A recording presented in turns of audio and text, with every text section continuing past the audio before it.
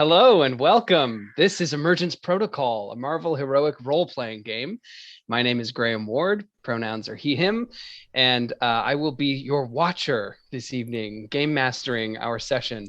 This is the second part of a what was a one-shot, became a two-shot, and we're determined to conclude the story tonight. Always my fault. But yeah, let's introduce ourselves. Anyone want to jump in and say hi? I'll do it. I never go first. I feel like I'll take it. I'll take it this time. Do it. Hi, my name is Darrington. My pronouns are he, him, and I am playing King T'Challa, the Black Panther. Also he, him pronouns, I believe. Is that everything? Should I have had a fun fact prepared? Anything you want. I mean, I'm sure you have fun facts, but Oh no. Well, okay, I can talk. I don't think I talked about this last time. I'm wearing my merch, my Black Panther necklace, but I don't know if you can tell through the camera. It's gold because this is actually the Killmonger version. Representing all sides. Immersion ruined. Hell yeah. all right. I'll pass it to Becca. Hi, I'm Rebecca Munoz, she, her, and I am playing She-Hulk, also she, her. I ain't got any fun facts about her. She's had a lot of partners, I'll just say that. And not the teammate kind. I'm going to pass it to Justin.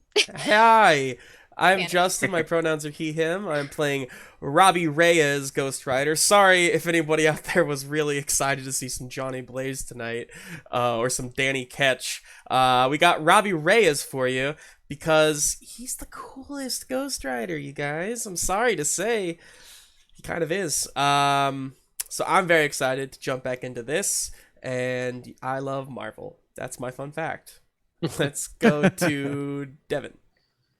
Hi, I'm Devon Muko, she, hers, and I'm playing Jessica Jones, also she, hers, and that background noise was my corgi barking. So welcome to my my fun fact. This is like the one moment we were prepared to mute for Devin. It happened during the intro. Those are the Okay. defenders back there. I'm gonna pass to Ryan. Yeah, my name is Ryan. My pronouns are he, him, and I'm obviously playing Daredevil today. No, I'm playing Spider-Man. I'm wearing a Spider-Man costume. Come on. My Spider-Man fun fact is that Andrew Garfield is in the new movie 6 times. Really? Yeah, he said it 6 times. They put 6 of him in there. Not different 6 of scenes. him. It's one scene with Andrew Garfield It's just 6 Andrew times. Garfield. It's just No way. 6 No Andrew way. Garfields. 6 Yeah. times. Good. Yep. No way. Yep. And they're They all do. just It's all for the dancing. memes. Yeah, it's for the memes. As the most gullible person alive, is this all a joke? Yeah. Okay. I mean, I I don't was- know. We'll see. no, Hey, I'm you know with what? You Graham. never know. I'm You with Graham, never I know. totally bought it. I was like, wait, She's like, it what do you out? know? is it out? I Like, know. It's out. Well, you know. It came out and then they immediately shut it down. Yeah, they took it out. Yeah, Yeah. the 6 Andrew Garfields was just too much. They too they much figured to out that handle. they could do it, but they didn't never thought if they should. So, and they found out. Yeah. I Okay, believe so you. that was and- everyone, right? Yeah. Pass it back That to was Graham. Everybody. Okay, well, let's see. Just to get sort of some of our housekeeping announcement kind of stuff out at the beginning. If you missed the first half of this, that's totally okay. We're kind of picking up. This is basically in the Marvel heroic role-playing game. You have acts that are part of you have like an event, which is like the adventure, and then each adventure has multiple acts most of the time. So we're entering Act 2. And it is absolutely okay if you haven't seen the first part, because we'll catch you up pretty quickly. In the first half of this adventure, our heroes were investigating some kind of operation, which She-Hulk found was called the Emergence Protocol. It turned out to essentially be an effort to eliminate everyone who had been exposed to some kind of infection. Later, they uncovered that infection was in fact based on symbiote biochemistry. So a bunch of sword scientists who were defecting were working for, what's his first name? Trask. Trask. A Bolivar? Nicholas. Nicholas. Not Bolivar Nicholas. Trask. I don't Thank know you. who Bolivar Nick- Trask I was like, not Jonathan. All right. That is a person, though, Bolivar. Who's That- Bolivar Trask? He's I from don't know. I'm X-Men. going to Google it. Oh, okay. Yeah, he was the Oh. engineer of the Sentinels. That's So- okay. Oh, Great. yeah, that guy. No, Right. so Nicholas Trask, who is responsible in part for She-Hulk's mutation and powers. Is a crime lord. He was sponsoring this symbiote research where they were cloning and cloning and cloning symbiotes in small, cell cultures or whatever, and eventually built up to creating full-on symbiote prosthetics, which you faced in a battle in their lab. And they apparently had some kind of outbreak, and a bunch of people got sick from it, and they were going around and killing all of the people who got sick. One of those targets was a Wakandan operative, Makemba Aseru, who is still in quarantine at the Baxter building. At the end of your confrontation with Nicholas Trask and his super villain flunkies, you managed to stop his bomb from going off by putting it in a trunk and sending it to hell through the hell portal that exists in Ghost Rider's Hot Rod. The hell charger. Yep, pretty normal. The trunk. Yeah, I love it. Pretty normal Tuesday. Yep. Yeah, It was an upgrade. Definitely had to pay a little extra. And then the scene ended almost suddenly as from the floor bubbled up a symbiote personage who had the voice of the villain Blackout, the son of Lilith, the demon. His powers are connected to darkness and the dark dimension. And he said, "Lights out." And you all went unconscious. So as we pick up, we'll be kind of narrating how you were knocked out of that scene, what you're doing to recuperate. And we'll pick up about 3 days later back at the Baxter building as everybody is kind of regrouping. But before we start officially, just want to say some thank yous. So thank you to all of you for playing. It was such a fun time playing with you last time. So looking forward to it again. Yeah, welcome to Devon, who is doing her Ghostlight RPG's debut. Really glad to have you. And a heartfelt shout out to Kelsey Botwinik-Hruza, who was not able to join us tonight, but we love you. We miss My you. wife. Got him. Okay. Thank you so much for that. You're welcome. And we'll give a thank you to the designers of Marvel Heroic Roleplaying, who continue to do great work in their various spheres. Cam Banks, Rob Donaghue, Matt Forbeck, Will Hindmarch, Philippe-Antoine Ménard, Jesse Scoble, and others. You did amazing work. We love your game. Thank you so much. And I believe that there's a new Marvel role-playing game that will be releasing for playtest in just a few months. I think it's slated for March, this coming March. Exciting. So we'll see what happens. That's designed by Matt Forbeck. So he continues to do, we're definitely going to play it when the playtest comes out. Can I be Spider-Man? Oh, I'm sure. He's on the cover art, so. And then if you haven't watched a Ghostlight stream before, we're Ghostlight RPGs. What we do is keep the lamp lit and make sure that storytelling, role playing are all still a part of our lives. We all went through a period of no theater happening for a long time, so we're really glad to be still playing role playing games while also now doing theater again for many of us. So, this is what we do. We stream a variety of role playing games, so come by anytime. On that note, Justin and I will be actually streaming Baldur's Gate Enhanced Edition, which it's a little bit of a cheat. It's a D&D computer game from the 90s. So we'll be streaming that tomorrow night at 8 p.m. Central Daylight Time. Yep. Likely. And that hopefully. Then is it Saturday, our Monster Hearts game? Saturday the 30th. So join us Saturday the 30th for Monster Hearts. Halloween Eve. Hold on. Halloween is already All Hallows Eve. It's Eve of the Eve. How dare you? Hallows Eve. That's right. Okay. Well, yeah, for just the last little announcement here at the beginning, I will give you a quick content warning. We're keeping our stream PG-13, but you may hear a little adult language. You may have descriptions of violence. There may be a touch of body horror because we're dealing with symbiotes and weird experiments. And then just a minor note, there may be a reference or suggestion of harm to children in this episode. So if that's a concern for you at all, I'll give you another warning as we approach that part. But yeah, that is our content warning. Thank you all for joining us. Let's resume our story. So let's start with Spider-Man. You were fighting this kind of hollow, weird version of Carnage, which it had no one in the symbiote. It was just like a flapping cloth that was kind of flying around on the walls and following you, trying to kill you, speaking to you telepathically with Cletus Cassidy's voice. Yeah, terrifying. Yep, absolute nightmare. Yep. And in the midst of that, I think you did defeat it with your sonic, what did you call it again? The symbiote sizzle or something? Yes. Yeah, a little sonic device you had hooked up to your suit.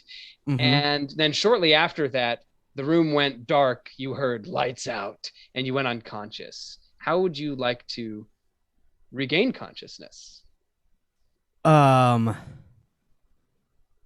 that's a tricky question.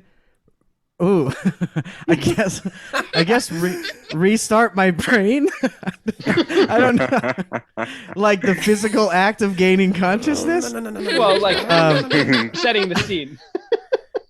Okay. Scientifically explain to me how it works. Yeah, exactly. Well, I'm gonna have to go down a Google and YouTube rabbit hole to get to a conclusion there, and it'll be 100% wrong.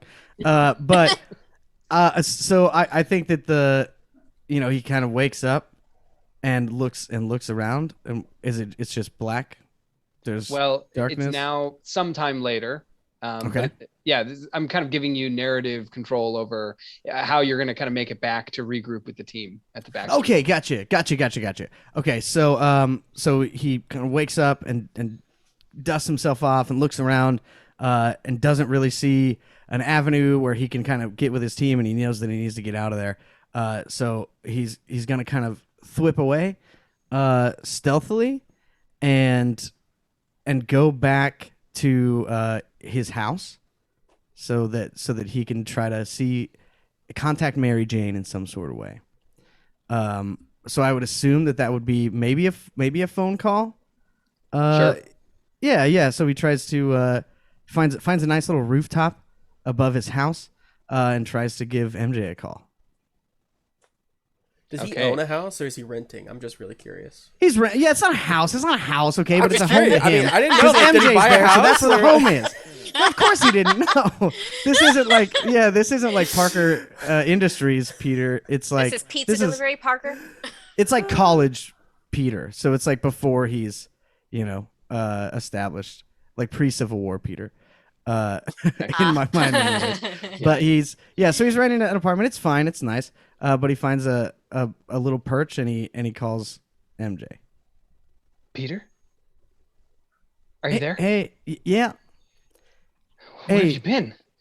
Well, it's okay. It's fine. I'm fine. I don't know if everybody else is fine. I don't know. Peter, you're scaring me. It's Hell's been 2 real. days. Hell is real. MJ, hell is real. And we sent somebody there. You can't just talk to me like that. Well, what okay, are you talking about? Well, I did. Okay, it's just I'm dealing with a lot, and I'm sorry to drop it on your plate, but I just want to let you know I'm okay. The power went out, and are you okay? Yeah, everyone's been fine. We heard about an explosion. Yeah, cool. There's some kind of tenement building in Midtown that's like the whole top 3 floors just crumbled. Yeah, they did. Yeah, they did. And then you didn't call me for 2 days. Well, I know because I was knocked unconscious. I'm calling you now. It's okay. Are you? Do I need to come home and do it? Okay, I'll do. I'll take the trash. I'll take the trash before I go. No, I'll take the trash. I'm gonna. Is the coast clear? I'm gonna come down. I need to get a new suit. Yeah. No, everything's absolutely fine. Okay. I've just been worried. Well, yeah. Well, me too. Hell was in a trunk. The trunk of. All right, I'll be right in. And then he He like hangs up the phone and like jumps off the thing and swings in, gives MJ and they have a nice little romantic scene. We don't need to RP that, but you get it. And then he changes clothes. He's we get the superhero shot of like going up. He's putting on I guess he doesn't have a belt, but he's putting in the web shooters, the reloads things, and then he says, I know, go get him, Tiger. And he jumps out of the window and heads back to where would we be going? I assume the team would have. I think the Baxter building is where we're kind of setting our regroup.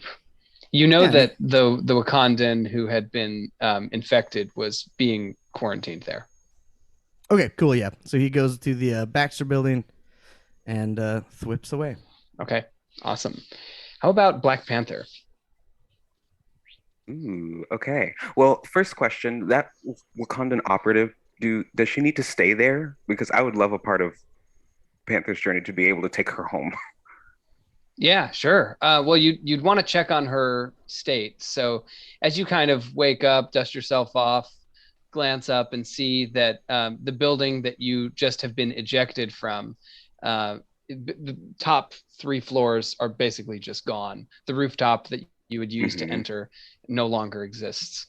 You can see this kind of weird black trailing down from the top of the building, but you quickly get out of there and heading back to the Baxter building, you see Reed Richards, and he says, "Oh, your Majesty, I wasn't expecting you so soon. Is everything okay? Where's the rest of the team?" I certainly did not expect to be here so long. I have lost contact with the rest of the team, but that is not my priority right now. I need to bring my people back home. What's the status? Well, I've been trying to isolate, an understanding of the process, and I could tell you what it means. I'm sure you'd understand. But the short version is she is pretty sick. Her flesh is having a hard time staying on her bones, but I'm working on synthesizing a way to get that all, back in order, and I think she'll be fine. It's probably going to be about a week. A week without moving her? I'm so sorry to tell you that. I know it's not good news, not really what you wanted to hear, Your Majesty. As long as you believe you have the technology to make her well. I suppose I have trusted you this far. Yeah, and I just want you to know that doesn't, go unnoticed. I appreciate the trust, and I trust you that you're trusting me back. And thanks. And he bows, and kind of jumps back to some stuff. He says, by the way, I haven't heard from anyone else, so I don't know if you want to rendezvous here or what your plan is. It is not my ideal, but I suppose I must return. But not without going back home to confer with those whom I know I can trust. Oh, well, yes, of course. Yeah. If you need anything, you just give me a ring. You've got my number, and he'll kind of like pull out a little slip of paper that he's written it on, like the back of a receipt. Hand it to you. Just give me a call, and I'll of course call you if there's anything. Just at the palace there, the main line. Yes, someone will get you in contact with me. But Reed, thank you. Oh, yeah, sure. Okay, and then you head home. I think it's a quick trip to Wakanda to confer with Shuri, and maybe a quick call to Aurora. Great. Yeah. What is the status of your relationship with Aurora? Are we going with married Black Panther? I don't think so. Okay, I think that we're still before that. I think that the window has never been more open, which is why it's so frustrating that he has to spend so much time in America right now. Very cool. Yeah. Anything particular you want to touch on in terms of setting up stuff in Wakanda? Oh, no. I mean, you'll definitely get the sense that like people really want you home. Right. They're frustrated. That pressure. Mm-hmm. Yeah. But just that we don't have to RP it, but the maybe even a general announcement that he'll be gone, which is something that he has made before, which puts people in unrest, and so this needs to be done. Excellent. But he can't leave. He has to help. Okay, and then within 2 days, you're back there at the Baxter building, rendezvousing with everyone else. Okay, let's go to She-Hulk. So you had also been very hands-on in this final fight. You felt the blast go off in the trunk of the Hell. What is it? Charger. What's it called? Hell Charger. Hell Charger. Okay. And then the room went dark. Where do you wake up? So everyone wakes up, like we don't wake up in the building? No. So basically the scene, was ended and you get a chance to kind of define how you regroup and where you go. Okay. Well, I think She-Hulk wakes up probably like in her probably like in an alley or something like that, and she's just like, I feel I have the worst hangover ever. This takes the cake for all of them. And I think she's going to go to the hotel that she had already booked since she was coming here already. She's going to get a nice shower, get a steam on, and get changed into some comfy clothes, get some Starbucks, and just kind of try and collect her thoughts, trying to remember everything that happened. And she's like, okay, so it was a big building that went boom, a bunch of weird machines inside, and got knocked out by an albino Rob Zombie. Okay. I think she needs to talk to Reed, because like all those machines and stuff, that's not her forte, but maybe she can draw him a picture or something, and maybe he can kind of help her figure out where that stuff came from, like who helped build it, who's helping finance this, because it couldn't just be Trask. That guy's an idiot with terrible aim. So, whoa, my music just kicked on. Yeah. Sorry. No, it's fine. I had my volume like all the way up, so I just got like blasted. So yeah, I think she's gonna head to the Baxter building. Okay, yeah. Moving up, it's a very familiar complex for you, but when you arrive, you see Spider-Man web slinging in. And Reed Richards kind of buzzes you in. Do I see her? Sure. Do I see She-Hulk? I'm Sweet, very sorry, noticeable. I give a little wave. Hey! And you hear her go, hey!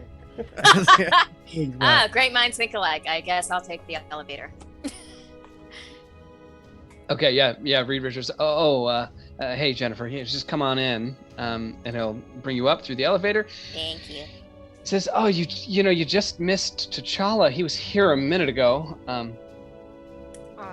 Mr. Black Kitty. How's his friend, Kimbo? Yeah, well, she's in a pretty bad state, I gotta be honest. I tried to kind of pretty it up for him so it didn't sound so dire, but I'm barely keeping her alive at this moment. So I could use a little help, actually. Peter, I'm glad you came.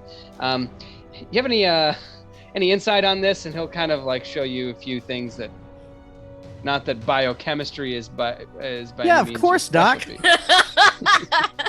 Clearly, you're an montage, expert. science montage. He gives you like basically the scrub editing job. it's like, here, work on this little algorithm for me for a minute while I do some cell cultures. It's just that GIF with all the calculations. Yeah. Yeah, right. Okay.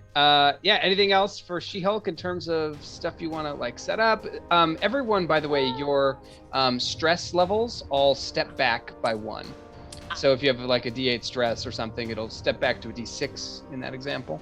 Is that marked in our sheets anywhere? Or where is it supposed to be? Should be.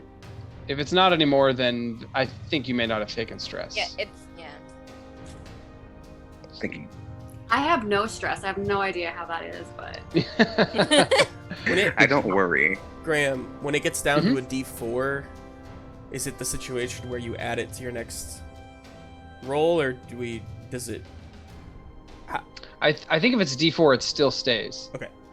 Yeah. So once you step it back from a D4, then it goes away. Okay, got it. I think She-Hulk's just gonna turn on a TV and start watching the news, because she can't help with that. But I'll watch the news, and I think that's all she's gonna do. Yeah, kind of absorbing what the state of understanding is of what happened. People are kind of confused about the top of that building, essentially blacking out and going missing, but there's like an active investigation, but no one really knows what actually happened. And it seems to have destroyed all the evidence that was there, except for there was a flash drive that you all recovered. So you still have that. Oh yeah, who has that? I think Spider-Man was at least partially involved. So you could have it. Sure. And then I'm just trying to think if there was anything else recovered. Well, Black Panther had accessed a computer terminal and seen a bunch of kind of text that had been redacted from the records and deleted. And so I don't know if that, like, if it's just in your memory, probably. Cool. All right. How about Ghost Rider? I think in like a dingy alley, we see the Hell Charger just sitting there, probably for days in New York. Like a bunch of kids like playing on top of it. Yeah, and he's just asleep with his his leather jacket on, in the front seat, just like sleeping. Black Cat, what? Where am I? Hey, get off the car! No, get down! This isn't a toy. This is a danger. I have hell in my trunk, kid. Oh my gosh, where am I? Eli? Oh, you're awake finally. What happened? I've been sitting here twiddling my thumbs. It's been, I don't know, a day. What did you do? Did you take control again? I didn't do anything, pal. We've been unconscious. There was some kind of blackout. I know, it's a gratuitous pun. Did you say a day? Shit, Gabe. I pull out my phone, and I call. There's like a bunch of missed calls. I call, Mrs. Rodriguez. I think was her name, the neighbor. Yeah. I'm on the phone for like 10 minutes, just like apologizing profusely and saying that I'll be home soon. I don't know if I ever clarified, but I live in East LA, so that's where like Gabe is and everything, my little brother. But anyway. Right. I mean, it turns out that he's actually doing okay. The Rodriguez family are a little bit frustrated, but they know how to take care of him, and they're happy to do it for him. But you can feel their opinion of you dropping. Again, gracias. I promise I'll be home as soon as I can. Just tonight. Tonight? Tonight. Yep. Okay, well, if you make it tonight, just try to be back by 8, because otherwise it's going to take you 2 hours just to get him home and get everything situated, and it'll be very late. We like to go to bed at 10. So... Yeah. No, that's. How about maybe tomorrow morning? Would that be okay? Okay. We'll expect you tomorrow morning. Okay. Thank you, Robbie. Can you tell tell Gabe I love him? We will. Make good choices. Yeah. Hang up. Robbie just sits there for like 2 minutes, really contemplating this whole superhero thing. It's not working out well for him. And then you get a text actually while you're contemplating it from Gabe. Okay. And it just, I don't know if like he has a phone or if it would be through someone else's phone, but whatever, you get a text that's like, phone. Yeah. Hey, it's Gabe. Love you. Hope you're okay. I'll nearly cry, and then I'll hold those tears back and text back, I love you. I'll see you soon. And then I'll Eli, what oh, okay, can we get out of here? Yeah, please. I've got some serious spiritual blue balls, all right? You ran me up against some pretty bad dudes, and we didn't get to consume anyone. Talk like that, Jesus. I'm gonna start pulling out of the alley, like into the busy New York street, I'm guessing. Yeah. Can I, like see Spider-Man swinging a certain direction or something. Like, Love it. because Yeah. I don't think I'd have any other clue of where to go. Yeah. Do I sounds see good. him? Sure. Hey! and I wave at him too. All right, we're doing this, and I'm gonna just gonna like start speeding around the cars trying to follow Spider-Man. Okay. You make it to the Baxter building. Cool. So it's at this point that we'll bring in our new character. Devon, I did send you some stuff on incorporating you in. I think that we'll say in the sort of intervening day or two since everyone has kind of woken up and gotten back in the action, they would have contacted you, knowing that you have got some good, hookups within the superhero community. You have good understanding of kind of the crime dynamics and power structures. So what have you been working on? Yeah, so a couple of days ago, I was just chilling in my PI office and got the call asking for some information about this explosion that just happened, which I'd already been researching because I saw it and I went, what did we do? And so I've just been looking into that, and I have some answers, and I'm winding up over here at the Baxter building to commune with y'all. Okay, yeah, and Reed Richards kind of with his little intercom buzzes down like, I'm sorry, who is this? Jessica, Jim. And he forgets to release the button, and he's like, do I know a Jessica Jones? Jewel, I went as Jewel for a long time. Oh, it's Jewel. Oh, yeah, the nice young lady with the very good purple costume. Mm-hmm. Yeah, I don't wear that anymore, but no, I just go by my name now. We're a little busy. I can have Herbie meet you there in the lobby. Is this? What's Yeah, up? it's important. Just let me upstairs.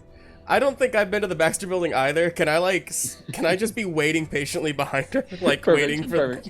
There's some guy also behind me with. Hi. Is he creepy and edgelord looking? Like, I'm not that creepy. Yeah, Hi. yeah. Sorry.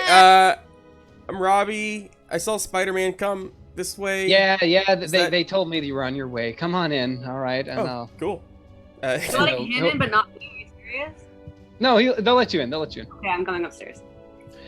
Yeah, so you kind of breeze past Herbie in the lobby, and it's like, hello, Jesus. I'm her, and then you just brush past, and you make it up. So now the group is all together. yay. You have your, can share information, make plans about what you want to do. Floor is yours. How'd you guys explode a building? Very carefully. Actually, it wasn't careful at all. No. Yeah, no.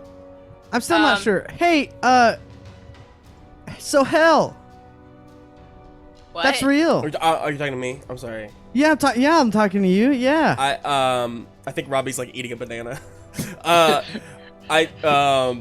Reed Richards thinks that you're talking to him at first, since Robbie doesn't respond right away, and he's like, well, given the nature of quantum physics and the multiplicity of extra dimensions, the existence of hell is inevitable. Yeah, Reed, I understand all that.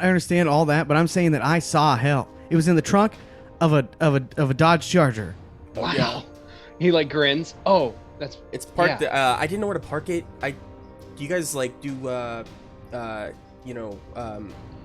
Valet? Is that the word? No, I no, what's the word? Meter? Yeah, How's There's it a not word for valet? it. This word. No, this It doesn't. word. It doesn't matter. validate. Do validation. you guys validate your parking? Or, Okay. That's great to talk about, but what do I have to do to not go to hell? You obviously have it in your trunk, so tell me how I do the things that I'm supposed to do sometimes. I think you're fine. You're like. I don't go to church as much as I superhero. should. I don't know if I should go to church. Maybe it's not. Is it? Never mind. Okay. I don't know what that are we gonna do about the properly symbiote met, thing? by the way. Sorry. I'm Robbie. I mean, I'm Robbie. Everybody. I know we kind of met a little bit, but it was kind of like a crazy high stakes situation. Hi, by the way. We haven't met. Talking to Jessica. I'm Robbie. Yes. I'm new. I know. Oh, Is that like? really? Yeah, you were in the footage I just watched, and with the Oh, hell. right. That's obviously, sure. Yeah. Okay. So then I researched your history. How's your brother doing? Are you shitting me? You know about my brother? I How do did you? just say that. That's not. Who is this? Quick She's nosy. question.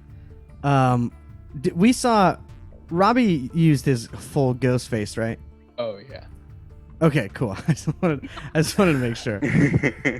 So it's Robbie? Like that's what Yeah. it's not like Skull Biker or Skull not Biker, damn it. I was trying like Skull Driver or something.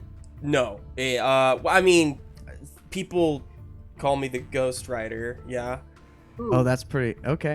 But that name was also kind of taken before, and I don't know how that guy Yeah. feels about it. So honestly, it's kind of a. I'm not trying to be like a. This is more of a Somebody else talk, and I eat my banana. So, you're Jessica Jones. Yes. I was Jewel for a long time. That's how you all knew Yeah, me. you had yeah. the cute little outfit. Yeah, How did that stay up, by the way? Very complicated. A lot of double-sided tape. I feel that. Yeah, it wasn't worth it anymore. Now I just do the jacket and the jeans, and honestly, it's much better. Are you still And- with Luke? Ooh. Anyway, can we move on? Yeah, sure. No, let's move on. Just what else have you researched, Miss Jones? King T'Challa. Yes, so I found footage from the building, and I went back and watched it. So Blackout was the one who popped in and knocked you all out and finished up the explosion. But the thing that happened to him before that was that he was messing with the symbiote specimen that was in the tank, and it bonded with him and took him over. Mm-hmm. So Pretty much happens every time. Wait, Pretty much bonded with every who? time. So Blackout is now like a demon with the dark dimension powers, but also a symbiote. You know, the normal combination of supervillains. Oh, he's just Oh, a special cool. snowflake, isn't he? Yeah, Yeah, great, awesome, great. What a great, good Wait, time. we're dealing with demons? We were dealing with the. What are you talking about? Hell Charger? What are you I talking thought about? it was just You're symbiotes surprised before. by demons. So Well, what just- exactly is a It's symbiote? not that I'm not surprised, but I've dealt with demons before. I just didn't realize that was connected to this situation. It's just it's coincidental, I guess. So the symbiotes they're basically like an alien race, I guess. There's different ones. They do different stuff, and they're usually different colors. And the colors, like, it's not really color coded, like which one is more dangerous or not. The red ones are usually pretty bad, I guess. And then it kind of bonds with other things. It kind of brings out, like the worst in people sometimes, or like the best. I don't know. I did it.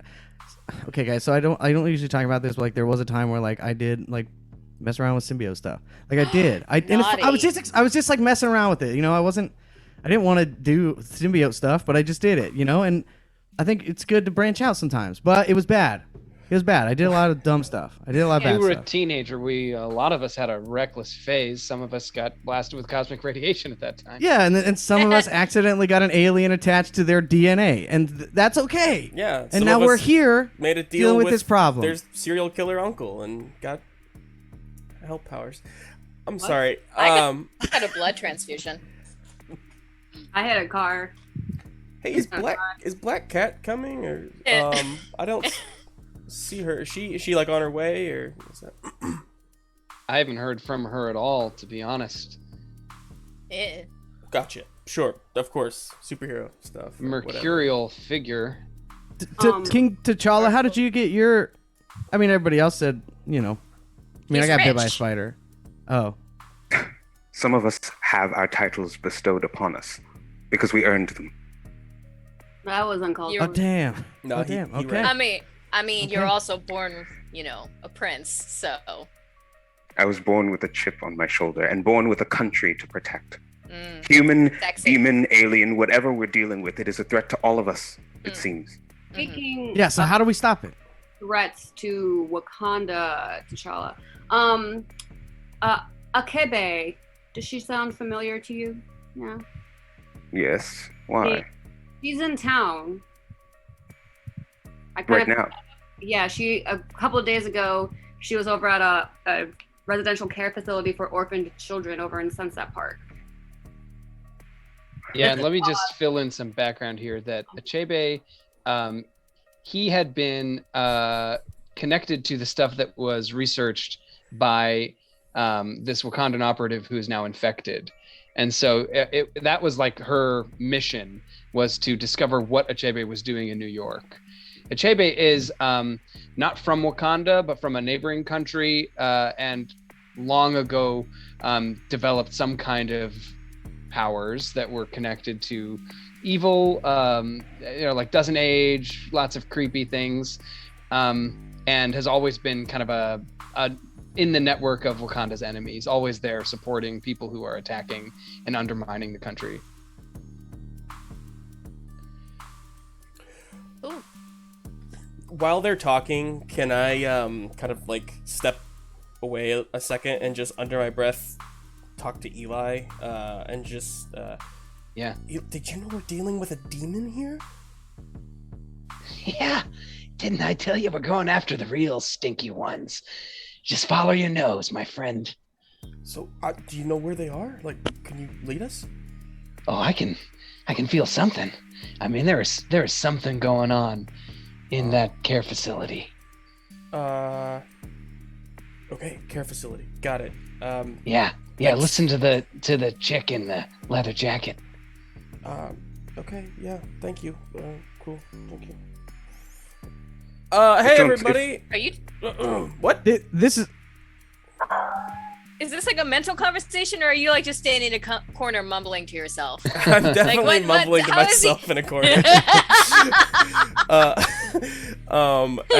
But I turn around. Hey, I think I have the capability to kind of hunt the demon, maybe. Oh, cool. Yeah, cool. But also I think it's probably at the care center, or rather there's something at the care center that is demonic maybe. And anyway, you're on the right track is all I'm trying to say. So hey, good job, team. Spider-Man starts doing like a lot of stretching. And he's like, oh, great, cool, yeah, demon at an orphan care facility. Great, awesome, cool, let's get it going. And he's just kind of like trying to get himself ready and still doing the Peter Parker. While you're discussing this, Reed Richards suddenly is like, hold on, wait a minute. If we're dealing with something connected to the dark dimension, that unlocks a whole range of possibilities. And he starts like making some calculations, and then he says, that's it. It's Dark Force. That's the key to all of this. I can restabilize her cells. And he immediately like starts working on a bunch of things. And it seems like he made some kind of breakthrough. Dark Force? That sounds like a Saturday morning cartoon show. Yeah, well, it was once, but based on some pretty grisly stuff, unfortunately. Mm-hmm. The Dark Force is part of the Dark Dimension. Explains why the symbiote reacted so strongly with it. Recently, I got some information from some of the Avengers that the symbiotes may have more connection to the Dark Dimension than we previously thought. Has something to do with gods and aliens. It's very exciting stuff. Tragic, though. Is there any way for this Dark Force to be reversed? Yeah, I'm gonna get going on that as soon as I can here. Well, Miss Jones, if what you say is true, then there is no reason for us to stay here. We must go now. Yeah, I agree. Yeah. Real quick, Mhm. Spider-Man, you're an expert on these symbiote things. What I mean, exactly? I wouldn't say expert, but yeah, I'm an expert. Yeah, probably. What exactly? Like, what's the best way to like take them down? And like, Ooh. Demon Boy, what do you do? Like, Oh yeah, no, they didn't like the fire last time. Yeah, they right? hate fire. They hate loud, large sounds. And they hate me. A lot of times they hate me. A lot of times they really hate me. But yeah, sounds and fire. sounds and fire. Yeah, but like a bell, like a church bell ringing over and over again. Okay, so like a loud yeah. noise. Okay. Yeah. Awesome. Mhm. Well, Yes, then or we can sonic work as a team. cannons. Seems like a specific. Okay. I mean, Cool, it's just so you well, get the image, the picture of it. Yeah. I'm with Panther. We should probably get going if demons don't No, mess yeah, around. let's go save some orphan babies. I Yeah, man. run to my car. Yeah, and as Spider-Man's leaving, like before he leaves, he kind of like hangs back for a second, and he goes up to Reed, and he goes, "So are they like the Avengers? They sending out those memos that you got from the Avengers? Because I didn't get about the Dark Force stuff." Oh, Peter, Never I'm mind, sure never that mind, if it was never mind. important, they would have sent it to you. I don't mean Yeah, to yeah, exclude you. Yeah. All right. Thanks, Reed. Thanks so much. It's more of like some pro bono consulting. No. Yeah. I totally. Yep. Business email. Totally get it. Yep. Totally fine. And then I jump out the window and swing away. He just jumps out the. Jumps to the passenger seat of the Dodge Charger. Say that one more time. Jessica Devon? jumps into the passenger seat of the Charger with Okay. Robbie. Nice. No bars given. She-Hulk, I guess, is going to go down back into Jennifer size and also hop in the car because she has no idea where this orphanage is. So. Excellent. Before we leave this transition scene, this is a good opportunity. If anyone wanted to take any recovery actions, you can heal stress. I don't know if anyone has any serious stress going on. No question. Like in general? For some reason, I don't have any stress. I feel like I should maybe, but I don't have any on my. I kind of feel the same way. Did our character sheets get changed at all? I didn't mess with anything, but you know, if you don't have any stress, don't worry about it. There's no reason to like go back and figure out if you have. Yeah, if I ain't got no stress, I ain't gonna thing. worry about it. I have a D4 in physical stress, but I'm gonna keep it because honestly, I think Robbie's got a horrible headache. Sure. Okay, sounds good. All right. Well, you pull up to the care facility, and as you approach, you can see that there are several windows that are illuminated. You know, it's not empty by any means. A few people are moving in and out of the doors. Looks like visitors, maybe visiting children. The care facility, it's not necessarily like a medical center. It's more like a place for orphan children to live until they, you know, get set up with a foster family. So various ages, probably. And Jessica, you, in kind of like casing the place and figuring out as much as you can before meeting up to deliver this information, you got like the name of a couple people who work here that you might be able to talk to. You probably made a phone call under a different name to check up on what was happening. Cool. Yeah.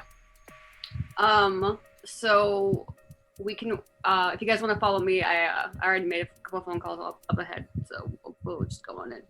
Whatever name you hear, just like let it be, and like don't question it. I have a quick question. Should I change? What I'm did in my she full. just say? I'm in my full Spider-Man. suit. Maybe you should just wait outside until we yell Peter, pumpkin eater or something like that. Is it gonna be exactly that? Should I wait for exactly that? Why don't you Peter pumpkin. I go just. You're go talk to kids. Go talk to a kid. Learn something. You know what? Well, yeah. What if you cover your entire face and then go talk to the kids? They'll probably love that. I'll go with you because I like kids. I'm pretty good with kids. Are you? I don't. What? Yeah, I'm good. You don't have a brother. Been with the- Yeah. Well, I'm not gonna ghost out in front of them. It's not. Okay, I'm just curious. I don't know. You wear a leather jacket. You drive a kind of shady kids, car. I don't know what love your that. experience Kids level are is. like, whoa, leather jacket, 69 Charger. What? That's awesome. I don't know the year. A certain age I don't group. know. Yeah. They might. I did when I was a kid. Nice. Okay, All right. go play with the kids. We'll go figure this out. Cool. Well, okay. All right. Yeah. I'll do a quick little distraction. I mean, you can come along if you want. If you want Skull Bike or Skull Driver, and then I thwip in and I want to like land in front of the orphanage, and be like, "Hey, everybody, it's Spider-Man." Because I'm a big deal, right? I mean, Yeah. like not Oh, yeah. like but like But his kids are like, kids would be like, what? kinda like, yeah. Awesome! And they're like, a few of them at first are like, that's not the real Spider-Man. But eventually, and then I do like, I do a small- backflip like 20 feet in the air. yeah, Like not like a regular backflip, but just like a crazy one, and then land. Yeah. nice. I Yeah. Dance, suppose we like won't be dance. doing this quietly. Yeah, this was a different plan than I had, but it works. Well, for those of you who are going in like into the office or desk area now, you know, you at least are separated enough that you're not necessarily connected with Spider-Man wowing all the kids out in the my hope was to try yard. to draw as many kids and staff and whatever to an area where they weren't going, so that they could get in and snoop. In that case, I am not gonna go. I'm gonna see Spider-Man making like a big show, and I'm just gonna be like back up a little bit and just go rejoin the other group. And I'll see you do that and give a big like thumbs up, and then go back to taking pictures and stuff. Jeez. Okay, so who's going into the desk?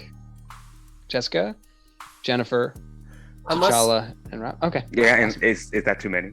No. That weird? Is there? Let me ask you this, Graham. Could my senses pick up something that like wouldn't be like? Is there like a back or like? Yeah, Eli is like, oh, third door on the second floor. Let's go. Move. I'm gonna go there. Yeah. Okay. And this is, by the way, for those of you who have like a preference in terms of your affiliation. So if you're better solo or better in a buddy, this is a good way for you to kind of maximize that. So bear that in mind. Oh. But yeah, as you approach the desk, there's a woman in business attire, and she says, "Hello, can I help you with anything? Yeah. Are you visiting?" We spoke on the phone the other day. My name's Carol Danvers. Carol. Yeah. Yes, of course, Miss Danvers. So you had set up an appointment. You're working with Mr. Achebe, was it? Yeah, of course. And I brought entertainment for the kids outside too. If you wanted to send them out, Spider-Man's outside just running around. Typical things that we do with the Avengers. Spider-Man? Are you kidding? No, I'm not. Can you send us up to our appointment and then you can go see Spider-Man also? Of course. Yeah. I mean, yes. I need to stay at the desk, but I may pop out. That's very exciting. Thank you. I'm sure the kids will love that. Yes, you had an interview with a young woman up here. Let's see, it was Kimberly Smythe. Yes. Okay, well, Mr. Achebe did come in to see her a few days ago, but if you have any follow-up questions, then we'd be happy to facilitate that. Let me show you the way, and she'll kind of start leading you up. Meanwhile, Robbie, you're kind of moving through a back staircase, heading up to the second floor. You reach the third door, and it's almost like it's warm to the touch. You can feel like the eagerness of Eli Morrow drawing you inside. He says, "Oh yes, yeah." All right. Keep a lid on it, psycho. I'm gonna slowly open the door. You can see the TV is on in this little. It's like a setup with two sets of bunk beds, so presumably 4 kids kind of dorm in here, and the TV is just on a blank static screen, and there is a 12-year-old boy thereabouts sitting crisscross applesauce in front of the TV, just watching it from like a foot away. Hey, hi. I don't mean to scare you. Hi. I'm Robbie. The kid just kind of like turns around like this, just craning his neck, and you can see his eyes are completely black. There's no whites of his eyes, and his mouth just goes like makes this weird kind of slurpy groan. Shit. That was not what I was expecting. Behave yourself, Eli. This is just a kid. We cannot hurt a kid. Oh, you gotta get that thing out. I need it. How do we do that? Well, I know a couple rituals. And he'll start talking you through a few things, and it's all stuff that you've got on hand. Okay, sick. Meanwhile, the rest of you are led up to the 4th floor, where you meet with young Kimberly. She seems like, a fairly run-of-the-mill teenage kid. She's, got a little bit of like a stylish misfit thing going on. She's like, so, who are you? I'm an associate of Mr. Kebe, who came to talk to you the other day. Oh, that dude? Yeah. He He was weird. I know he's kind of weird. We just wanted to follow up to see if you enjoyed your time, if you wanted to. No, I mean, honestly, I didn't. And next time someone from your group comes in and wants to talk to me with a puppet, maybe just choose someone else, okay? A puppet? Puppet? Yeah, he had like this little hand puppet that looked like him.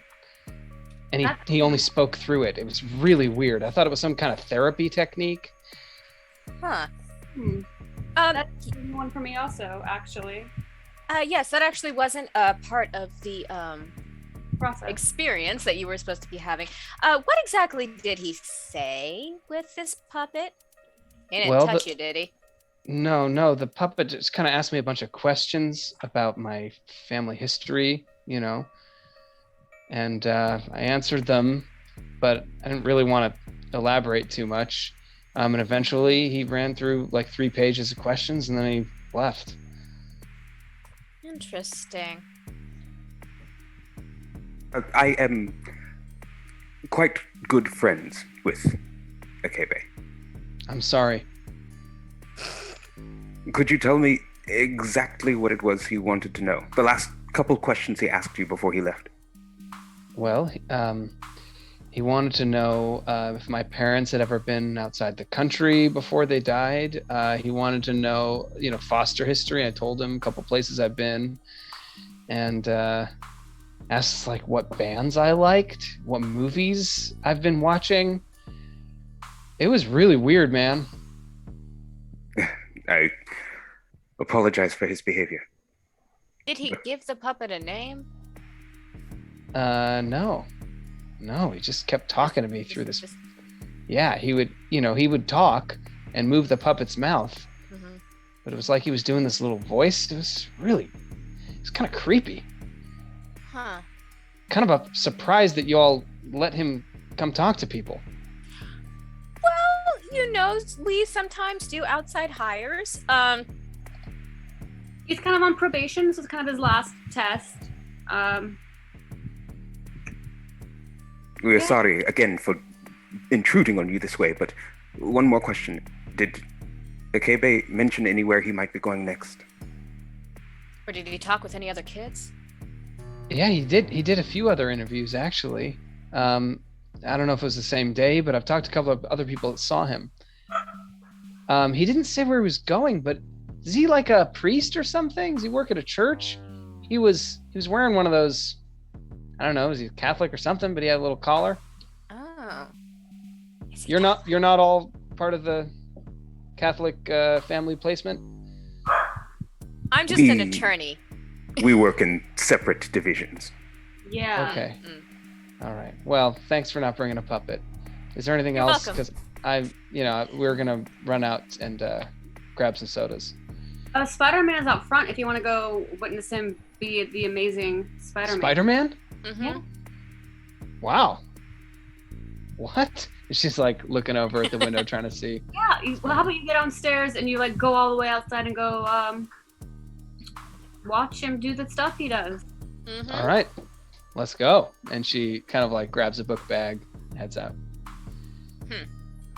Puppets, huh? Okay. It's very weird and also very unhelpful. You made it all the way here without my notification. Yeah. Oh, yeah. I wonder what the kids spoke with. I wonder if we can find that out. I wonder if secretary lady's name, Brigitte, who I just made up,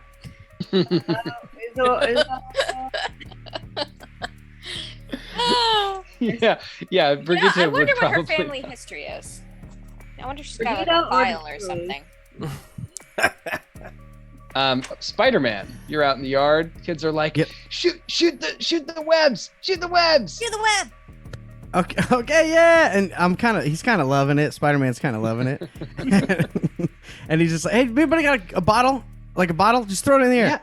Yeah. Throw it in the air." And then I would like to imagine that like 7 kids throw their bottles in the air, and so Spider-Man just gets them all, and then like pulls them all back to him and like holds them in his hand, all like, Yeah, and it's just- awesome.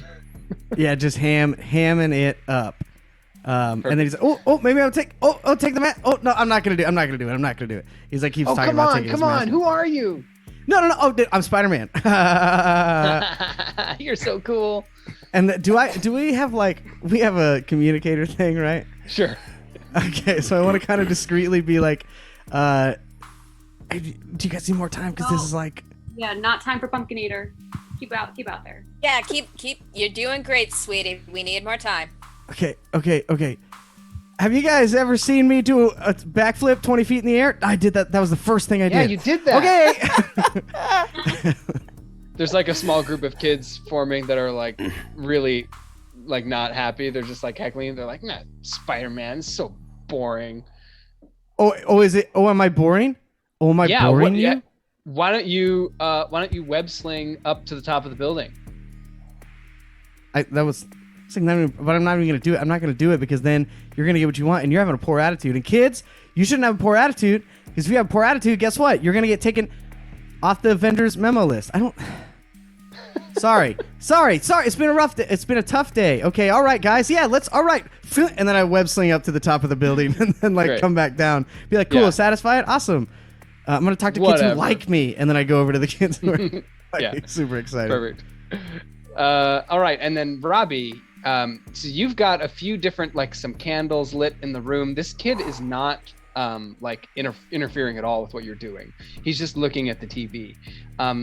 And as you're kind of getting set up, you've got maybe a little book with some notes that he's dictated to you that you can write down in terms of what to say, like Latin incantations.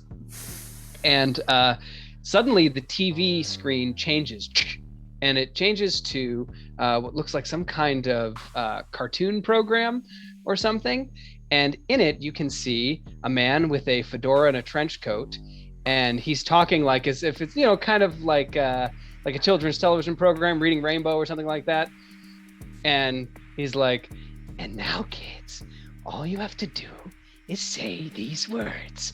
And he lifts up a hand, and you can see there is a puppet that also has a little miniature fedora, and it's wearing a priest's collar.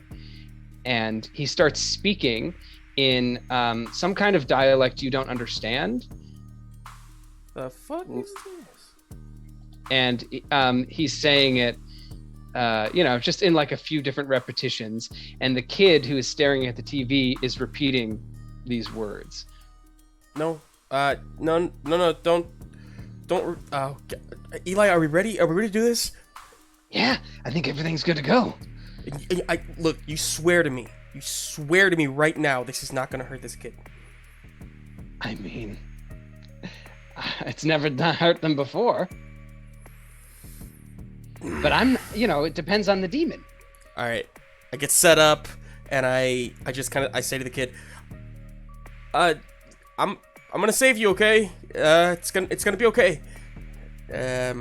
And trying to speak louder than the guy on the TV, I'm going to start chanting this incantation.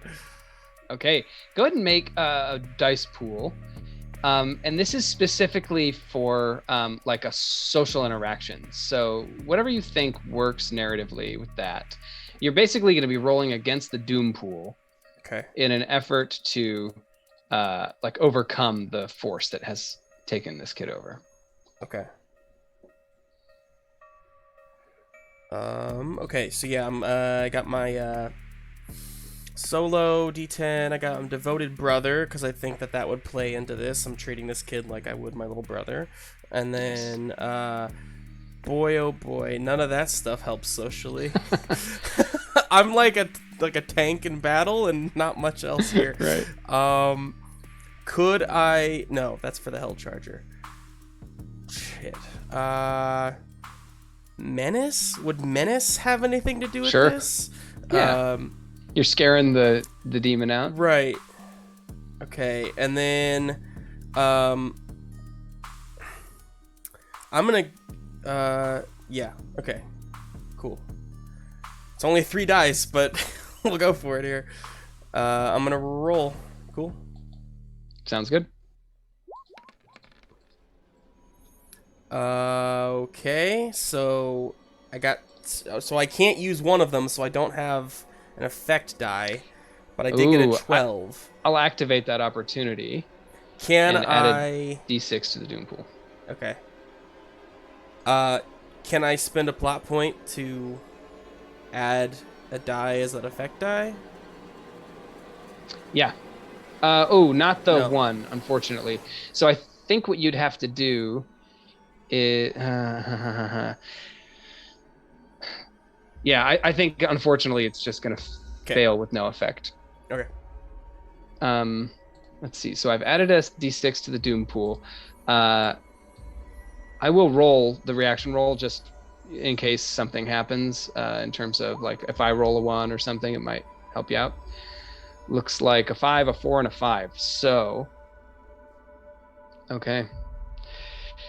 Yeah. Your 12 would have succeeded, but you have no effect. So it's basically like a stalemate here. As you're speaking this incantation, the voice of the child starts becoming louder, and it's starting to drift into this lower register of, like, I don't want to, like, imitate the dialect that it is speaking, but the voice is like this terrible deep, demonic voice. And it's getting louder and holding off whatever efforts you're making. Shit. Eli, this isn't working. Keep trying. Use all your strength of spirit. No, no. I'm run up and I'm gonna grab the kid and try to just pull him out of the room. Okay, great. Yeah, the kid doesn't resist at all. I got you. We're gonna be okay. The TV just abruptly shuts off, and you're now in the hallway. Your friends were heading up toward from the desk somewhere else in the building. So who do you want to pass it to? I'm going to pass it to Black Panther. I think I'm gonna try to see if I can figure out where he went, so I'm gonna pass it to him. Great. We have communicators, don't we? We have communicators? Yeah. I was actually kind of thinking, is it okay if I page Ghost Rider? Totally. Reyes, have you found anything? Yeah. Hey. I got a kid. Their eyes are. There was a guy on the TV with, like, a puppet, and I don't know. I was trying to save the. I got the kid with me. I think they're okay. Are you okay? I'm gonna look at him in the face. Does he look okay? The kid is still got those, like, fully, I don't know if you call it dilated, but fully, like, darkened eyes. Okay. And is just sort of looking back at you. Not good. Yeah, I got a kid who's not good here. You saw the man with the puppet. What? Yeah, you know that guy? Where are you now? 3rd floor. And then Black Panther just starts rushing towards the stairs. Was that an open channel? Are we all good to go? Yeah. Okay. Okay, so Black Panther, you make it up, assuming everybody's kind of coming with you. Yeah. You all make it to the doorway onto the 4th floor and meet up with Robbie. Where was he? Yeah. Where's the puppet? In the room on the TV, but it turned off. Man. It was really creepy. Talking to the loud voices, definitely demonic. Wouldn't know. Yep. And the kid's eyes are black. Like, it looks pretty scary. That's not fun. Or like that, did you find him like this? What? Did you find it? Yeah, did you always...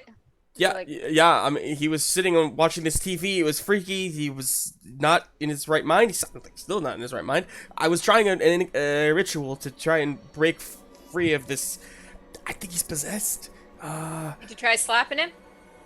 No, I'm not gonna slap a kid. What? Aren't What? you a lawyer? His eyes are black and he's... What? Yes, I'm a lawyer. What does that have to do with anything? I'm also a Hulk. What do you want? I hit things. Just don't slap the kid. I can do this. I just needed to get him away from the TV. I'm gonna go to the hall. I'm just gonna sit him down. I'm gonna try working on that. I don't want to take him the turn here. No, I'm gonna investigate the TV and try and turn it on and see if we can find the channel again. So is Panther. Is there anything we can do to do any sort of tracing? Does anything look weird that we can notice in there? Flipping through the channels, they seem normal. Yeah, you don't catch any image of Achebe. Shoot.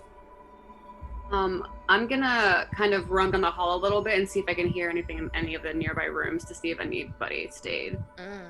There. Great. Yeah, go ahead and make a dice pool Tight. Yeah, first time for I've done yeah it. for like some kind of investigation or perception based. So this would be solo, right? Sure. So that's a D10, and then I'm gonna go with hard-boiled PI. Nice.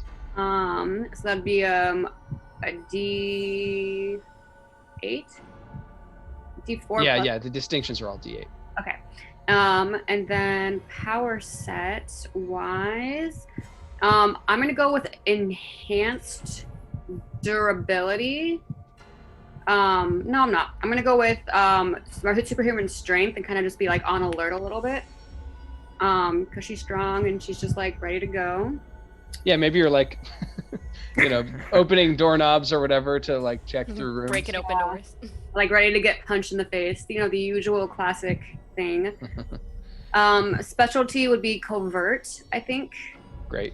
And then that would be it, right? Because I don't have any stress or complications right now.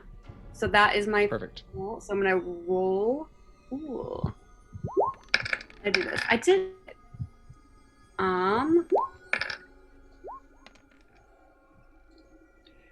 Okay, so you've got a 5, 6, a 1, and a 9. I will activate the 1 opportunity, so you get a plot point. Okay. And then your total is either 11 or 17, depending on whether you want your effect die to be a D8 or a D10. Obviously, D10's better, but it depends on... Yay, let's make my effect die a D10 and do the other math number. Great. Okay, so I need to beat an 11, which I probably won't. I gotta roll one more die. Okay, so the Doom Pool rolls, N11. I think that means... Oh man, I can't remember. If it meets, it beats? If it meets, it beats, yeah. Yeah, okay, great. So you succeed. You just barely start to hear from a room down the hallway this strange voice saying, "Do not fear, children. Come, you will find peace here." And then static. Great. I say murder in room 10 or whatever, and then I go down to that room. Run Okay. into that room too. So really fast, they hear over the thing, they hear Peter. He's like, "Hey guys, I heard you say something about murder in a room and somebody with a puppet Peter and a Piper. child with black eyes." Peter Piper. Okay, I have like 20 more push-ups before I get to 1,000. These kids said I probably couldn't do 1,000 push-ups because I'm not the real Spider-Man, but they suck. These 3 kids suck. So I'm gonna do They're 20 more kids. push-ups. I know. Okay, 20 more push-ups and I'll be right in. And then I cut that. And he does 20 more push-ups and he goes, and then he runs off and goes around the building. Okay, in this new room where you burst in, you can see there's another TV. This one is set like high up, kind of in the corner on the wall, and there's a kid standing on top of the top bunk with his head kind of crunched down, stooping from the ceiling. But it's weird. It's like he's standing up straight, but his head is being forced to kind of loll to the side, and he's just staring up at the TV. That's scary. And you see the man with the puppet on the TV. What channel is it on? Aha. Channel 7, of course. Okay. I'm sure should it have been doesn't mean channel anything, but 16. I want to know. Are we all in that room, Graham? Yeah, you can all meet up there at this point. Okay. I'm still holding the kid. Great. Okay. The 2 children now just quietly begin to chant in unison. Nope. Will somebody Graham, please that's creepy. destroy this TV? Just break it. She-Hulk, please. And before she gets there, I just go and punch it. Okay. It busts. Yeah, awesome. I forgot you had powers. Sorry. Fine, I don't look it. It's fine. I think Panther will just yell out, Achebe, enough with this nonsense. Reveal yourself. The 2 children in unison say, "Achebe is not here. He's gone away. Where is he? He takes them to the Dark Lake. The Dark Lake? Where's that? There's no response. Can I try? Can I set this kid down and just try again to like chant?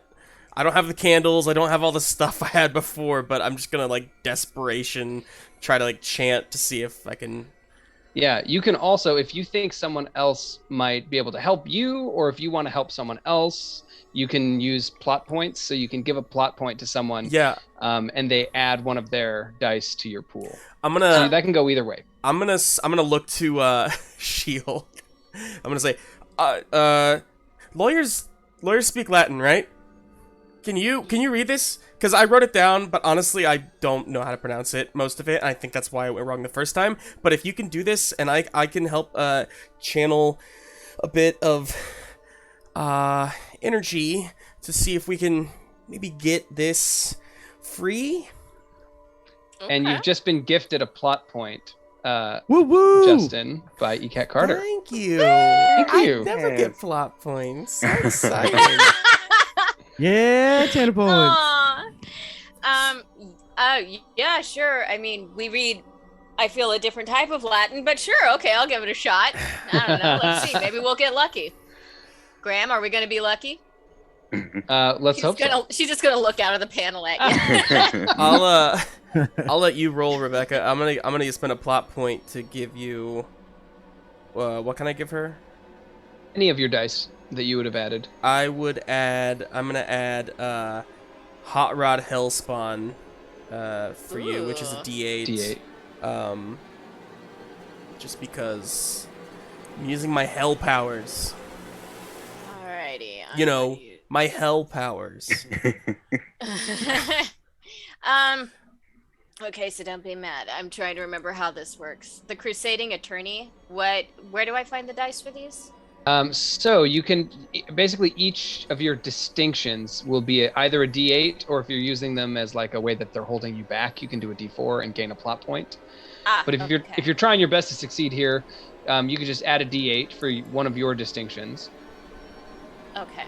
And then every other power has some kind of die rating. So your affiliation, in this point, you're probably working either buddy, but you do team. I think you're all together, so you could do team. Yeah.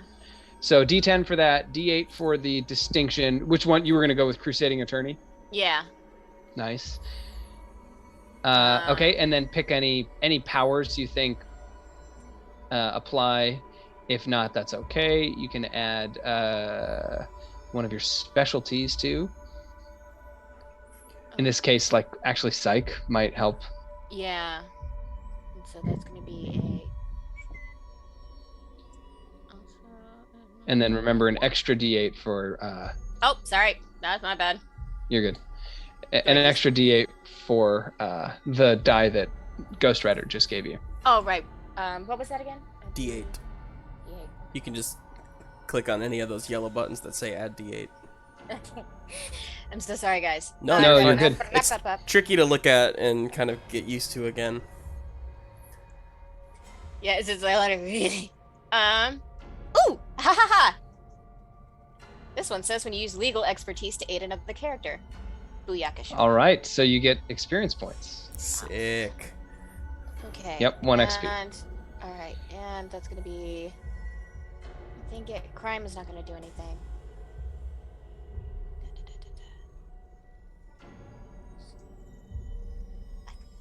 Yeah, so I Okay. think I think that's 4d8 and 1d10 works. Yup. Roll. Woof. 2 1s. 2 1s. Oh, no. man.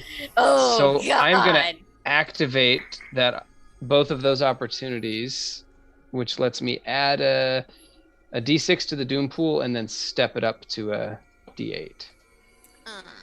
But Alright. your total is a 14, Mm-hmm. Still 2 good. 7s, and then a d8 effect die. So that's pretty good. Let's see how I roll? Nice. Ooh, so I rolled a 1, a 2, 3, and a 7. So total is 13. it's actually going to be a 9 from the 2 dice that I picked, and then a D8 effect. So you succeed. So as you're both chanting with the help of Ghost Rider, you kind of like bring this Latin incantation to its conclusion, and both of the children suddenly, like, their hair blows back as though they're being struck with a wind that none of you can feel, and then their eyes like show little starry flickers and then revert to normal, and they just both right away like start clinging closer to whoever's like holding or supporting them. That, like I said, they're like maybe 12 and 13 or something like that, so they're not like young children, but they immediately are like acting, you know, a little bit younger out of that fear that they've been feeling, and their voices revert. Sorry, can I, you rolled a 1. Can I buy that? Totally. Is that an opportunity? What's that called? Yeah, so you can spend your plot point and you can create a stunt that steps up to a D10. Usually that's like in the middle of a fight scene. Right. You could also use it to regain like a gear that you had lost. Okay. Or if you use the exhausted limit, usually it stipulates that you can get a power back that you had been exhausted by activating. I can't get like a resource or like something like that, right? From it? Yeah, let's see. Sorry, I'm trying to remember. No, for opportunities, that's pretty much what they're for. Okay. Yeah, the main thing is creating stunts that step up. Gotcha. Well, we're not in combat yet, so I guess I won't do that. Unless, I don't know, doesn't make sense for me to do that now, I suppose. Yeah. No, no worries. I agree. It's not necessarily the context where you would want to do that. So, okay, but you have apparently succeeded in driving some force out of these kids. And at this point, Eli Morrow in the back of your mind says, "Okay, now's the time. Open up wide. Can you feel them? They're in the air." Yeah, I will. I'll kind of feel it coming, like, you know, like you can feel like you're about to vomit or something, and I'll turn to Spider-Man and say, and I'll say, don't let them see. Don't let them see.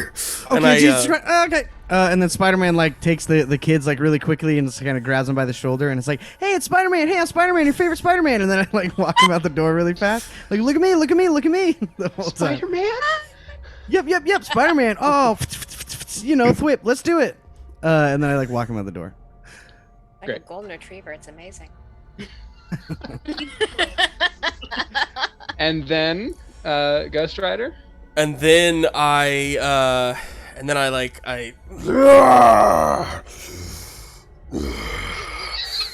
supper time.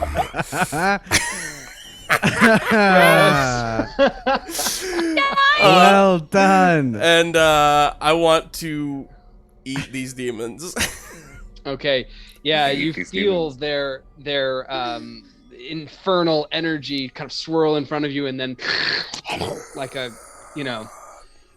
a big old lunch that you slurp up, and Eli Morrow gives a kind of spiritual burp. Says, "Oh, that was good." I'm gonna give myself an XP point for that. When I bargain with Eli Morrow. Perfect. Which puts me at 5 XP. Okay. Anyone else want to do anything in this area? Can I talk to the kids? Sure. Yeah. Why are you here, Spider-Man? We were. Hey, what do you remember? Well, do you remember? We came here and we've been here. Let's see, I've been here like a month, and the other kid's like, "Yeah, Okay. man, I've been here like a year." And last week, this kind of weird guy came in and spoke to us. Okay. And that's the last thing we remember. He was talking to us with a puppet. Yeah, so nerdy, right? And your voices have always been the same. They haven't been like sounding real scary and creepy. They've always just been like this. Your voices are great, by the way. I don't know. I do a pretty good Vincent Price. Oh, do ya? That's cool. Okay, yeah. Well, you guys have been so brave. And I know that it's tough losing family, and I lost my family, so I know what you're going through. And I just want you to know that I think you're incredible. And I wanted to give you this. And so Spider-Man takes off both of his gloves. He still has his web shooters, but it's just his gloves. Okay. And he hands one to each of them. And he says, if you're ever feeling scared, just put this on, and you'll be able to face anything that comes your way, okay? They're like, whoa. Yeah, no, go run out and tell there's 3 kids. There are 3 kids outside. You know the ones. Go tell them. Yeah, Just go tell them. They're assholes. Yeah, don't use that language, but yes, they are. Okay, now go. Sorry, go, Spider-Man. Okay? No, you're They're fine. like- You're fine. They like high five Spider-Man's gloves, and they bound down the hallway. They actually seem like they're doing great. No lingering effect. Sweet. So then I walk back in the room, and I go, they don't remember anything, so I guess that's good. We sent you to ask that? No, I asked them myself. I took initiative. Where are your gloves? I gave them to them. From down the hallway, you hear one of So the kids sweet. going, "The funk of 40,000 years." Yes! Yes! Thank you, Graham. Don't actually do a good Vincent Price. Ghost Rider, in his full-on form, still. We must find the Black Lake. Well, mark me down as scared and horny. Okay. So what's the Black Lake? Or the Dark Lake, or whatever you said earlier. The dark The lake. Dark Lake. The Dark Lake.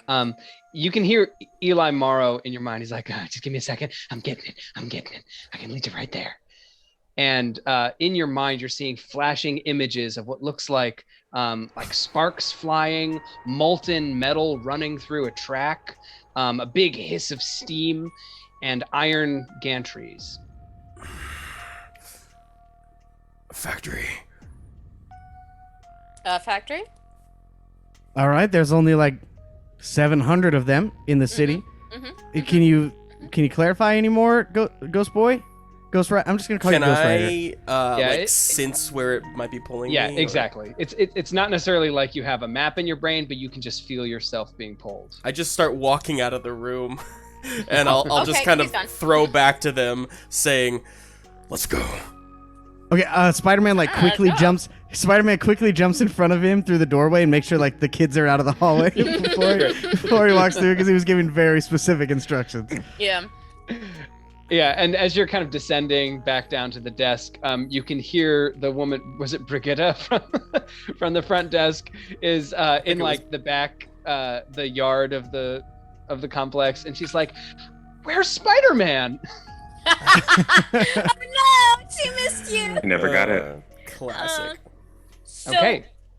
with I lost my page. So this guy with the sock puppet, has he always been able to do the TV thing? I don't think it's anything that's particularly.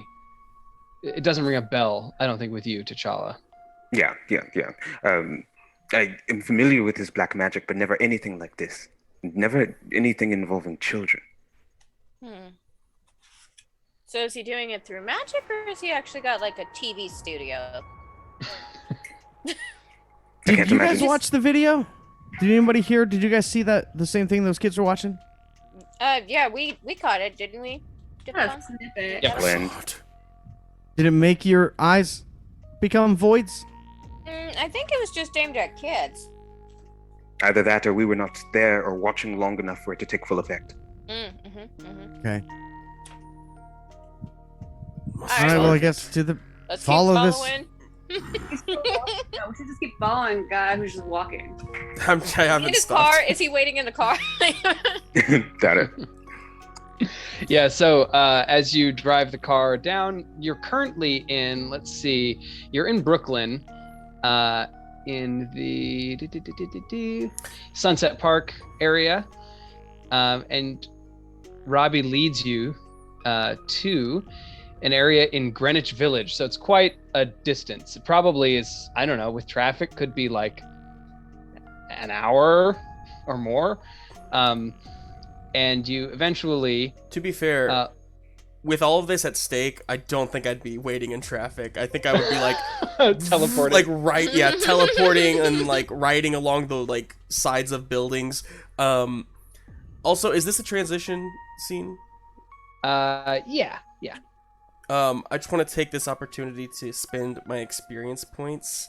Ooh, I have 5 experience points, and I am going to switch my two of my affiliations. So I'm gonna switch solo and team, just because after working with this team, and I think how that is narratively shown is that I do wait in the car for them instead of just driving off.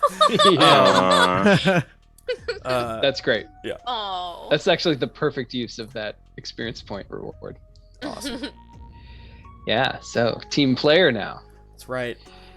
I misspoke. You are not heading to Greenwich Village. It's actually a very short distance away. So you drive, like 3 or 4 blocks, and then you find yourselves in this kind of deserted alley, and in front of you is a what do you call that? Like a loading dock for some kind of closed down, maybe a foundry. You can see equipment that makes you think that there was like metals and other like extremely hot materials being brought in through this gate, but it looks abandoned. There's no sign of anyone there. This is it. Can I ask a logical question? When he drove the car, was his flame skull still just going the entire time? I think so. I think he's in Full mode. mission mode, I think. Yeah, nothing screams evil villain layer like fire and burnt metal. I'm gonna go check up the on the roof, see if I can see anything from up there. Yeah, the roof gives you a great view of the area around. You don't see anything necessarily suspicious on the outside. You think that it's probably like deep in a sub-level underground. So yeah, so I don't want to like take the time and form a whole, but there's basically nothing outside really, like. Graham, you're freezing a bit. I don't know. No. This tends to happen during our one-shots. It's What do we very do with ironic. I'm not sure What do we do why. with the frozen DM? It always happens. Now we Am get I to still run frozen? rampant, guys. You're good. Yeah. You're good. Damn. You're good. Hi, Okay. Graham. You're back. You're good. Oh, it's happening. Missed It's you. happening. It always tells me afterwards. It's like your connection is unstable. Do we want to cut to a break real quick and just let you Take a quick break. hop off and come back? Yeah, sounds good. Okay. We'll be back in less than 5 minutes, folks. Don't go anywhere. Thanks, everyone.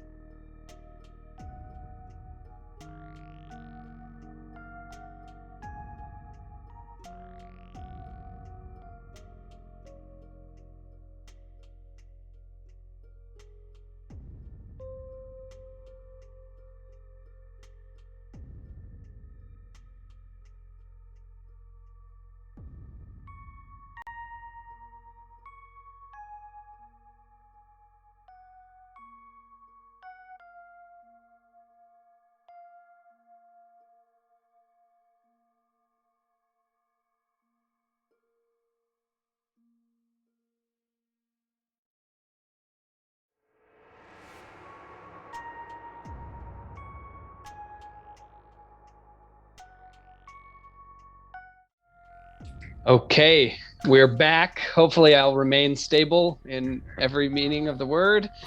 And so, our heroes have been investigating connections between this arch nemesis, maybe, of Black Panther named Achebe, who has been apparently possessing children through TVs in an orphanage, and they have been led now to some kind of foundry or factory in Sunset Park. So Spider-Man, yeah, you're able to determine that there's nothing that like alerts you outside of the building. So danger is within. All right, hey guys, looks like there's nothing really outside. So you guys just want to go in? I mean, Okay. Are we sneaking in, or are we taking it on a wall? Like, what's our approach here? I say we sneak. I say we don't need to take out a wall yet. Maybe if it comes up, we'll do that. But I say sneak. Yeah, I can do some sneak. Be on your guard. If Achebe is here, sneaking might not be an option. Can you turn Oh? Can you turn the fire off? I feel like I don't mean to like intrude on your thing, but the fire on your face, on your head, in your this area, that might not. You might not be super sneaky. I just look at him and then I. All right. Why don't I be the distraction? Spider-Man tries to blow. No, he doesn't. That's disrespectful. That's disrespectful. I think Spider-Man I turned my wouldn't do that. back on you, so maybe you do it behind my back. Yeah, there we go. Perfect. You all And he's got the mask on, so he doesn't realize. You all sneak. I'll draw the attention. Oh, that's a good idea. I'm gonna walk in. Oh. Cool. Expecting everybody else to just like sneak around. I'm not trying. Yeah, not Spider-Man's to be a team gonna- player, but Yeah, he's gonna like go up to if there's a ceiling or a rafter or something that he can quickly thwip up to and be in hiding. Great. Are there any other entrances? Yeah. Definitely, yeah. Probably some of them at least are locked, padlocked, or what have you. But plenty of windows. There's even some broken windows. So, yeah, lots of egress. Okay, I think This- Panther might sneak around and find break a window to Cool. slide in on the first floor. Okay. To be Oh, and kind of look around. Am I back? yeah, you're back. you're back. Okay, this would be a great time if you did want to assemble a pool and like look around, use your senses, any kind of stealth related stuff. Yeah, the floor is yours to narrate how that goes, and we'll roll them. Oh, let me see. Would it be? Are we still together? Are Up we to you. sort of like sneaking on our own? Yeah, I think- totally up to you. Panther might just, with the danger of the situation and knowing Achebe, might just slip to see if there's anything again familiar that he might be able to find. Sure. So let me see. Boop. We'll do solo. Should I build a pool too for Spider-Man? Yeah, sounds great. Okay. What class? Anyone can do that. Creatively build pools and then talk. Yeah, to let's just do Yeah, I will not be Sure. building a pool. it. I'm just the bait. It would pull you off too much if you built a pool, so you can't do that. Yeah, right. Can't do Comedy. that. Comedy. No. Yeah. You're way up there.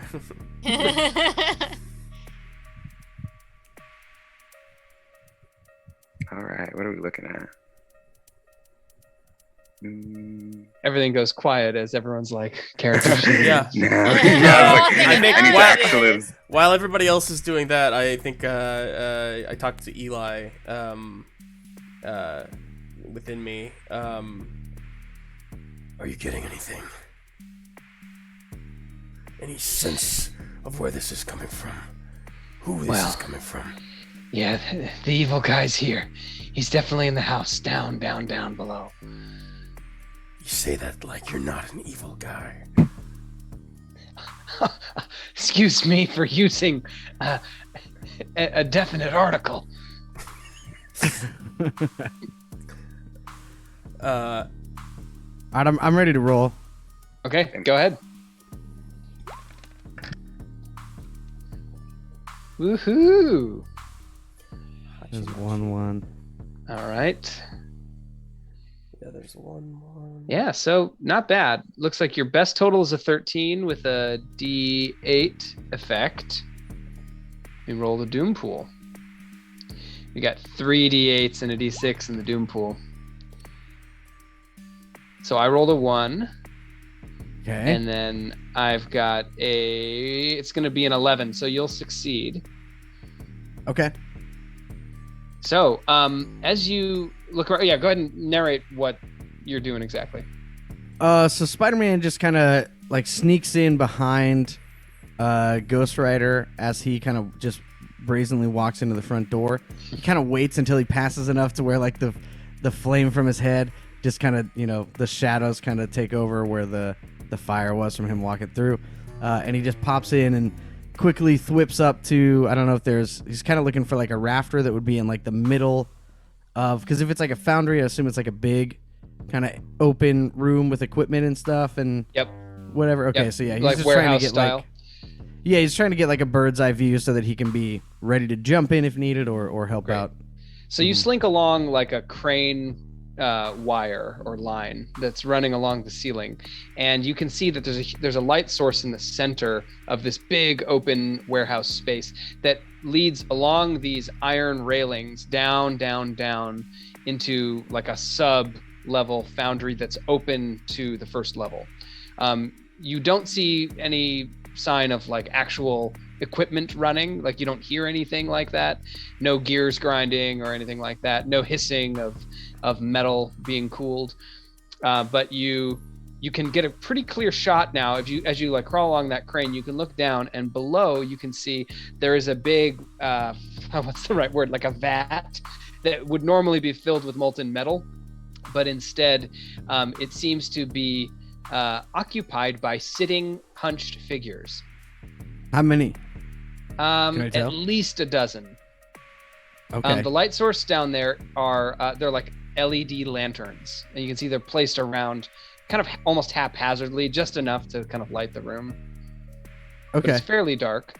You hear a voice as well with your extra, sensitive ears. You hear a deep voice with an English accent. Can I pick it out? Let's see. I don't think this character has a particular connection to Spider-Man, so I'll say no. Okay. But he says, what does he say? He says, "It's got to hold. If we can't keep this contained, you know the destruction it will reap." And then you hear a female voice say, "Just make sure your discs stay in place."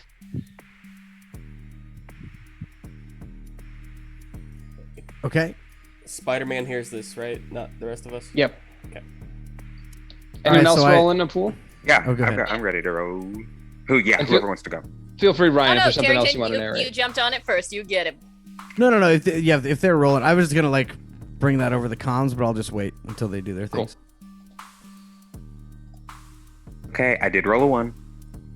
Okay, I will activate it, and Otherwise, no. Black Give me a plot Panther's point. all black dice. It's Yeah, just like can't even see numbers. That's awesome. Oh my we can adjust that god. if we need to. Definitely thought that Yeah, they you would could adjust for that, but Switch your color if you want to. That's funny. Amazing. that Okay, is, so the like, Doom pool is now at 4d8. disgusting. Okay.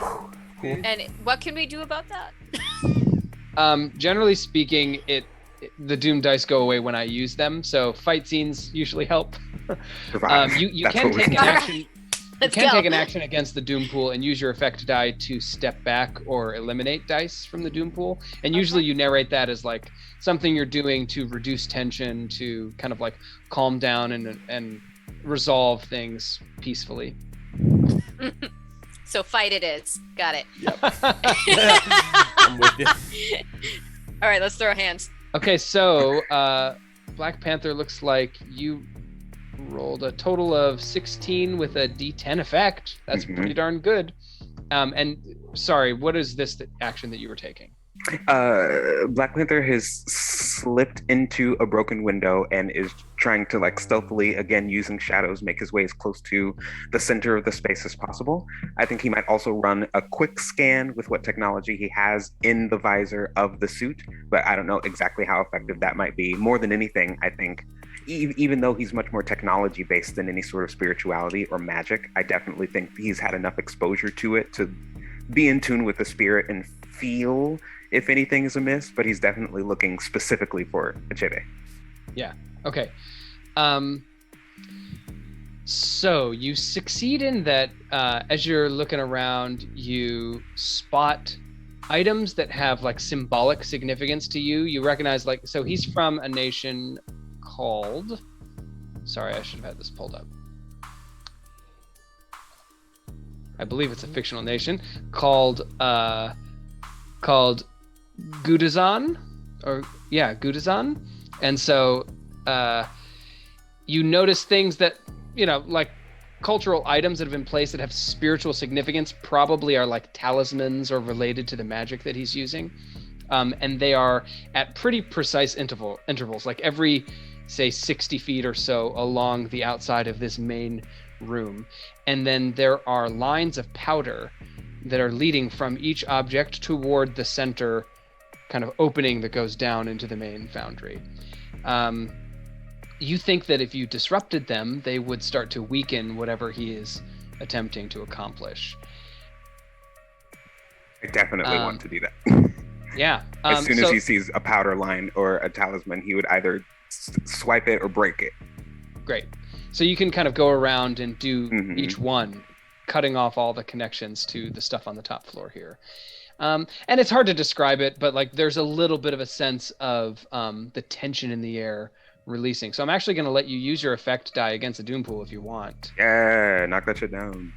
And so it was a D10, which can eliminate one of the D8s if that's what you want to do. Erase it. All right, awesome. So you feel some cleansing happening in the chamber. But no sighting of any... You don't think he's on this level. So probably further below. Oh. Now, was anyone else taking an action? Yeah. Okay. I am. Yeah, go ahead and describe what it is you want to do. So, She-Hulk is a one. I just did your work, Darrington. She-Hulk, she's going to like leap. She's like leaping around the outside of the building, trying to find any way in. She's hoping to honestly maybe find like some thugs or something to take out to kind of make, if there is a scrap, she kind of wants to pick them off to make it easier. Okay, awesome. And you rolled a 12. And unless, I guess if you want to have an effect die that's not a D4, which is pretty low, it would have to be like a 9 with a D8 effect, it looks like. Okay, yeah, let's do that. How unfortunate. Okay, and I will give you a plot point for that opportunity. Okay. I'll roll the I have like D4. 5 plot points right now. I need to do something with these. Well, you could have used them to add an extra power die to your roll, but also they're great to have in combat, so Okay. it's not terrible to wait. It's fine. I'll wipe the floor with later. Yeah. Remember, there's a cheat sheet too in the journal on Roll20. Yeah, I've been Okay, looking at it. So this is a 15 against your 12, so you don't find any flunkies around. Huh. It looks like they have not hired any particular like armed security or whatever. They're So cheap. that could be good news. You do see signs though, like crushed coffee cups, and other signs of like recent people being here that are not just like people in suits with powers. So maybe some of those scientists. Oh. Yeah, let's find some scientists. But now, after all of you have kind of done your reconnaissance here, you found your way to where you believe most of the activity is happening, which is down in the lowest level of the foundry. Spider-Man, as you're kind of looking in that direction, you can see that there are a few areas where molten steel is being held in like big, metal or stone drums. And then there are these labyrinthine gantries that move all around. This is basically the location of the end of Terminator 2. Oh, perfect. Yes. Great. And then you begin to hear, the more you're listening in, just this faint sound, and it sounds like screaming, but just like in the back of your mind. And Ghost Rider definitely feels this as you're nearing that opening into the lower level. Yeah. You hear wailing screams. Yeah, what's up, Jessica Jones? Do I hear it? Yeah. If you're approaching it, you can faintly hear it as well. Oh, I mean, you haven't done. Go ahead. I was sure it was like a psychic kind of thing or something. Your abilities are more around distance to mental control. Okay, cool. So it probably doesn't quite apply. But yeah, if you get closer, you'll all just faintly start to feel it in the air. And do I get the sense that it's like the screams of like victims being hurt, or of yes. Okay. Yeah, souls being harmed. And the way down is like a walkway. Is that what you said? There are basically like a fire escape, but okay. Like iron kind of skeleton staircases. I turn to I just kind of say out loud, because everybody's everywhere. I just say out loud,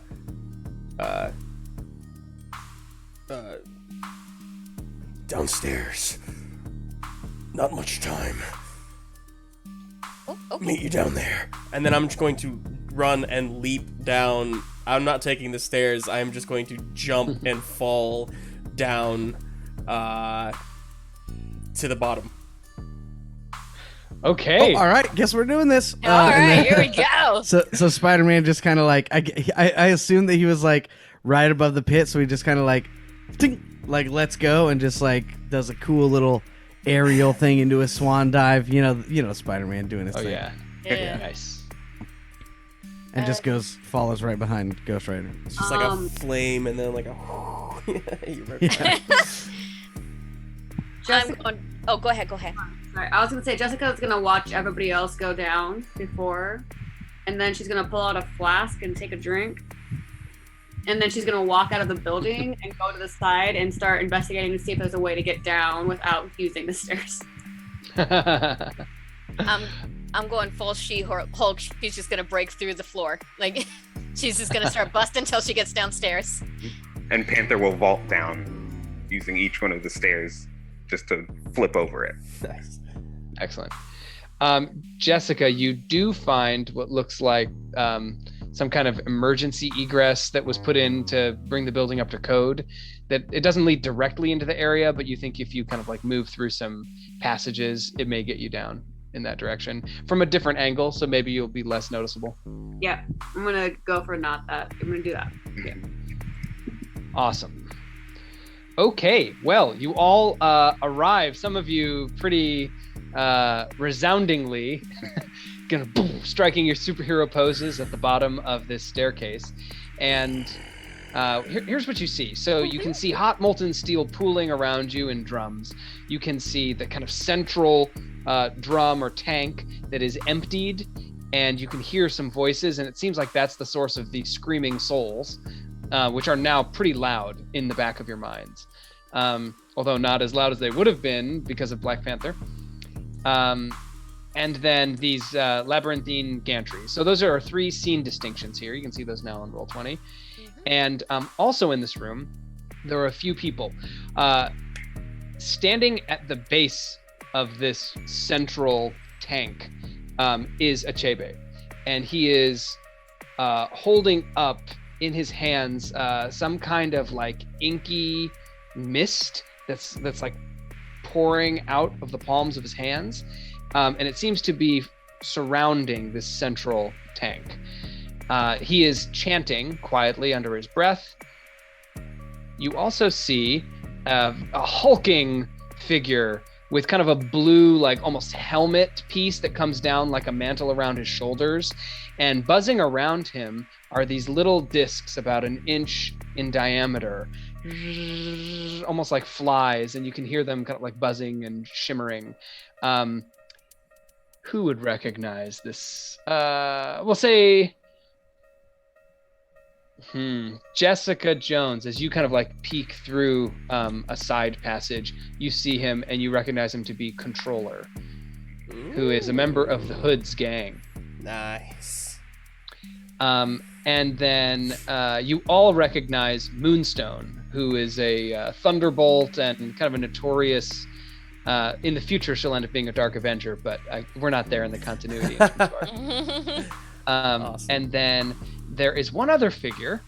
I don't think any of you recognize him. He's got kind of like a red like head mask, like a bandana almost, with many flapping trails behind it of fabric. And let's see. But Eli Morrow will whisper to you, and he'll be like, I knew I sensed someone without a soul. There's an empty husk over there. Calls himself Centurious. I will, yeah. I just kind of smile a bit. Okay. So those are the 4 figures in the room. As you land, I guess you get all of their attention. Achebe is pretty concentrated on whatever ritual he's holding up. But the other 3 look in your direction, and immediately Moonstone says, "Incoming!" And she takes up in flight and kind of like hovers about 15 feet off the ground.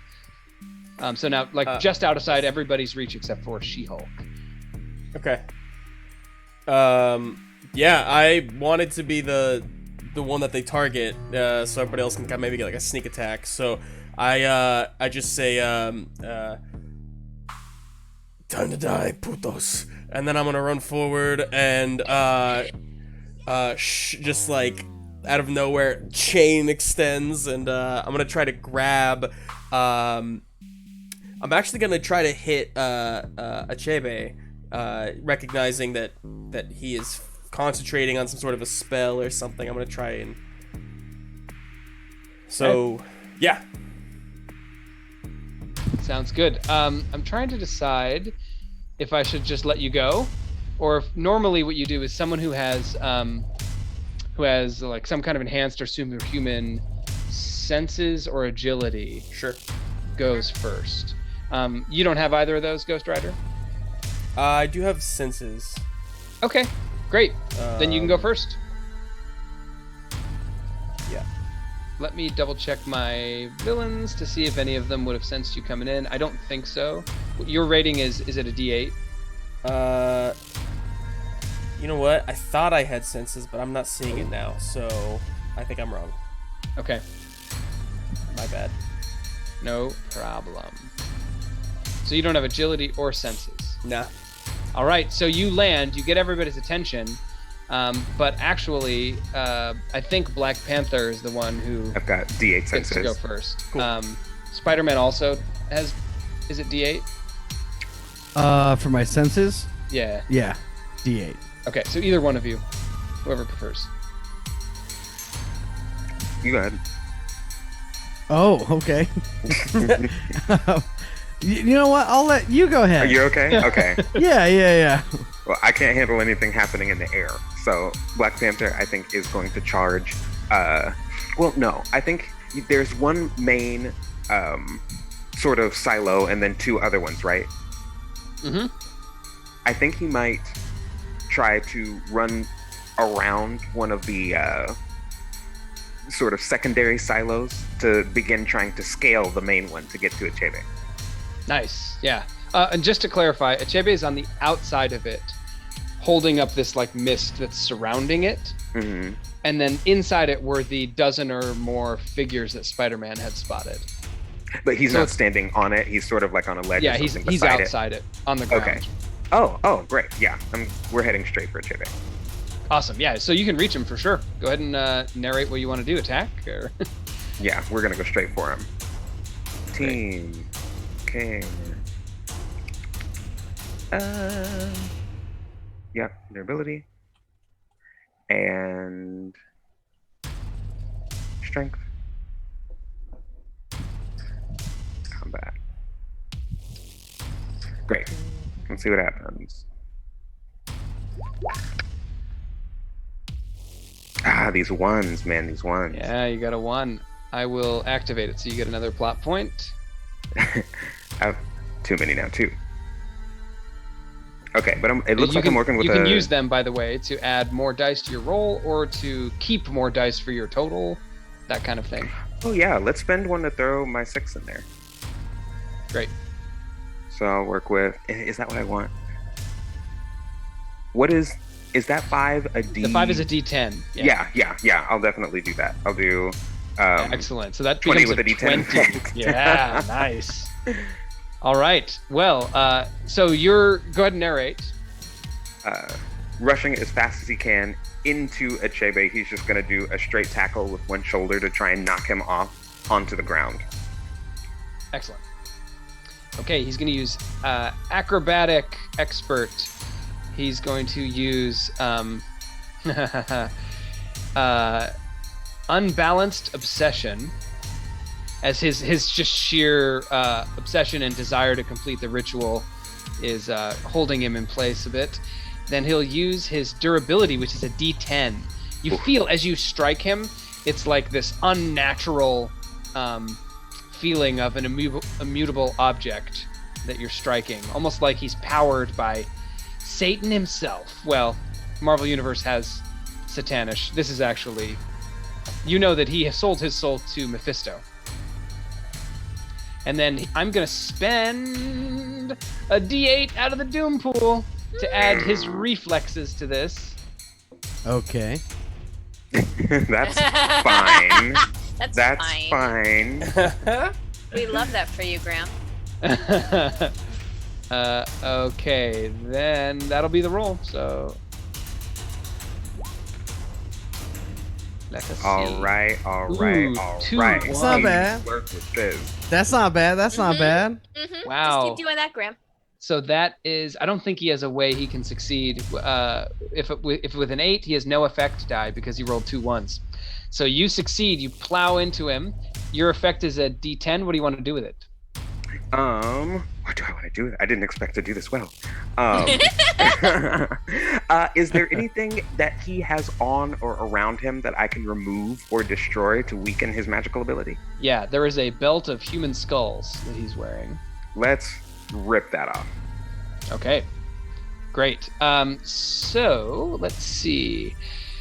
In this case, I think what we'll do is we'll make a D10. Let's call it an asset.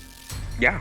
And essentially, what you're doing is, if you can step up this asset to be higher than a D12, it will end the ritual. So we'll call it like,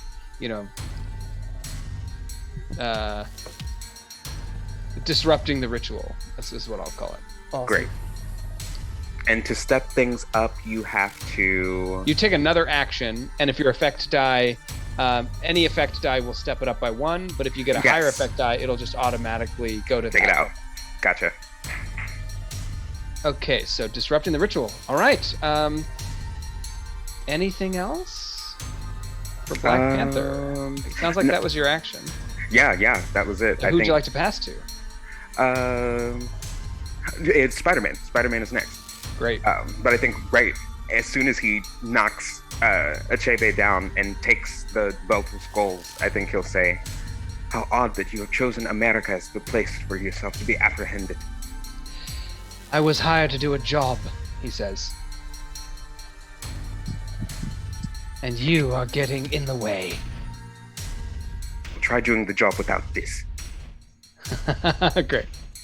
Yeah, so you tear the human skulls off. You can see that there are other more like ritual circles around him, and his incantations pick back up.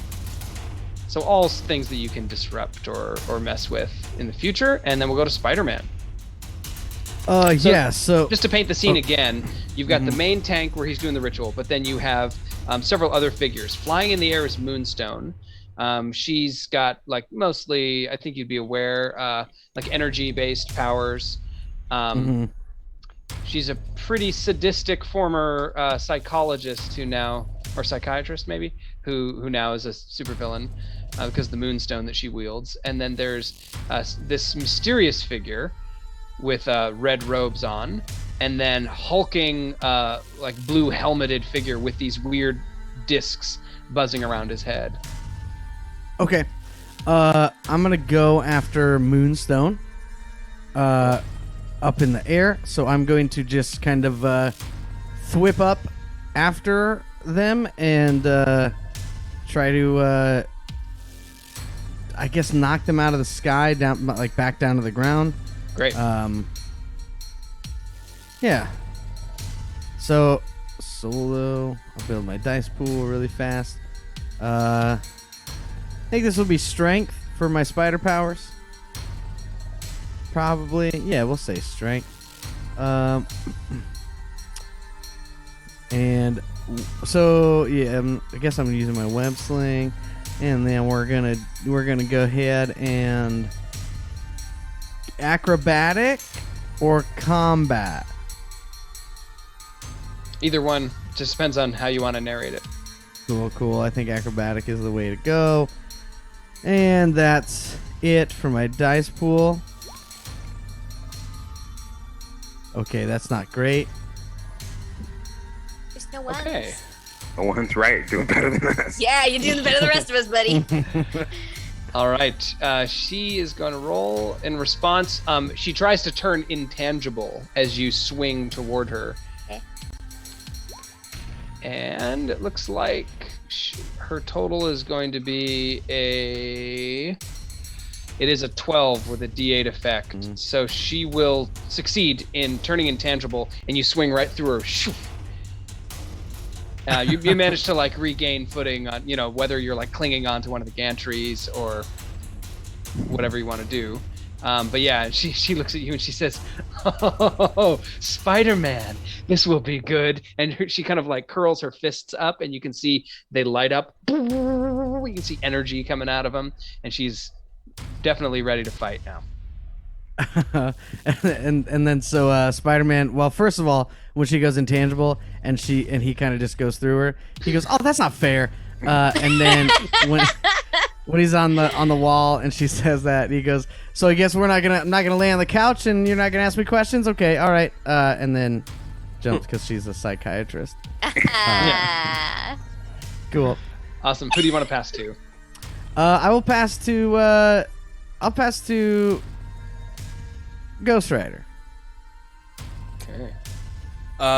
Robbie, rather the writer, I still say the cool line.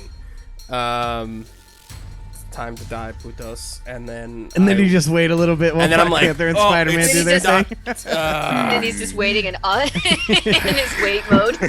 I mean, all that like Mortal Kombat select a fighter. Now it's time to die. And I will take my chains and just like whipping them around, trying to kind of create some sort of like a fire cyclone type thing and hit the bad guys. So I have my team. I have my Hot Rod Hellspawn. I have I'm gonna spend a plot point to use both Hell Chains and Strength. And then, since this is an area attack, I have multiple targets. For each additional target, add a d6 and keep an additional effect die. So I will try to focus on Achebe, Controller, and Centurius. Is that the right names? Great. Yep. So those three. Done. I know. Sorry, they're all abbreviated. No, you're good. So that's just gonna be 2 extra d6, and then that's for the Hell Charger, which is not here, and then combat, which is d8. Okay. Here we go.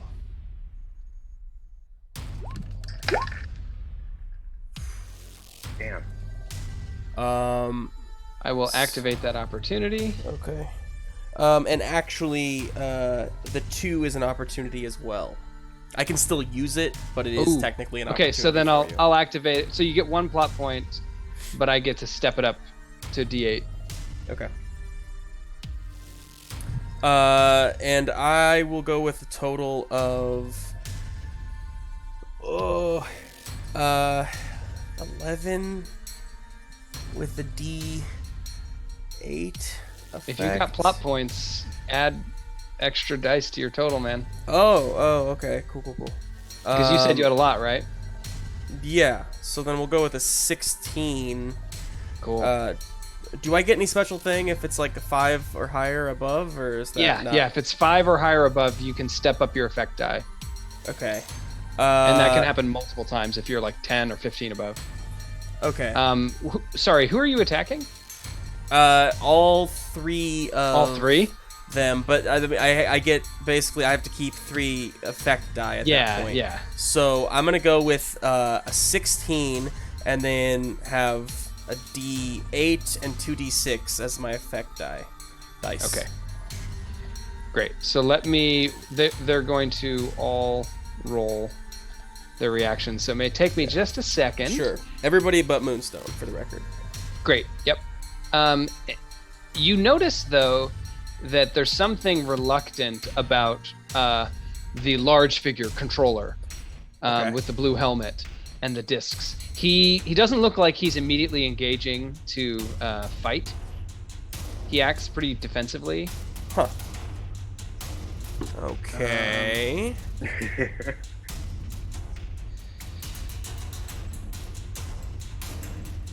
All right, he's going to use his stamina And what else?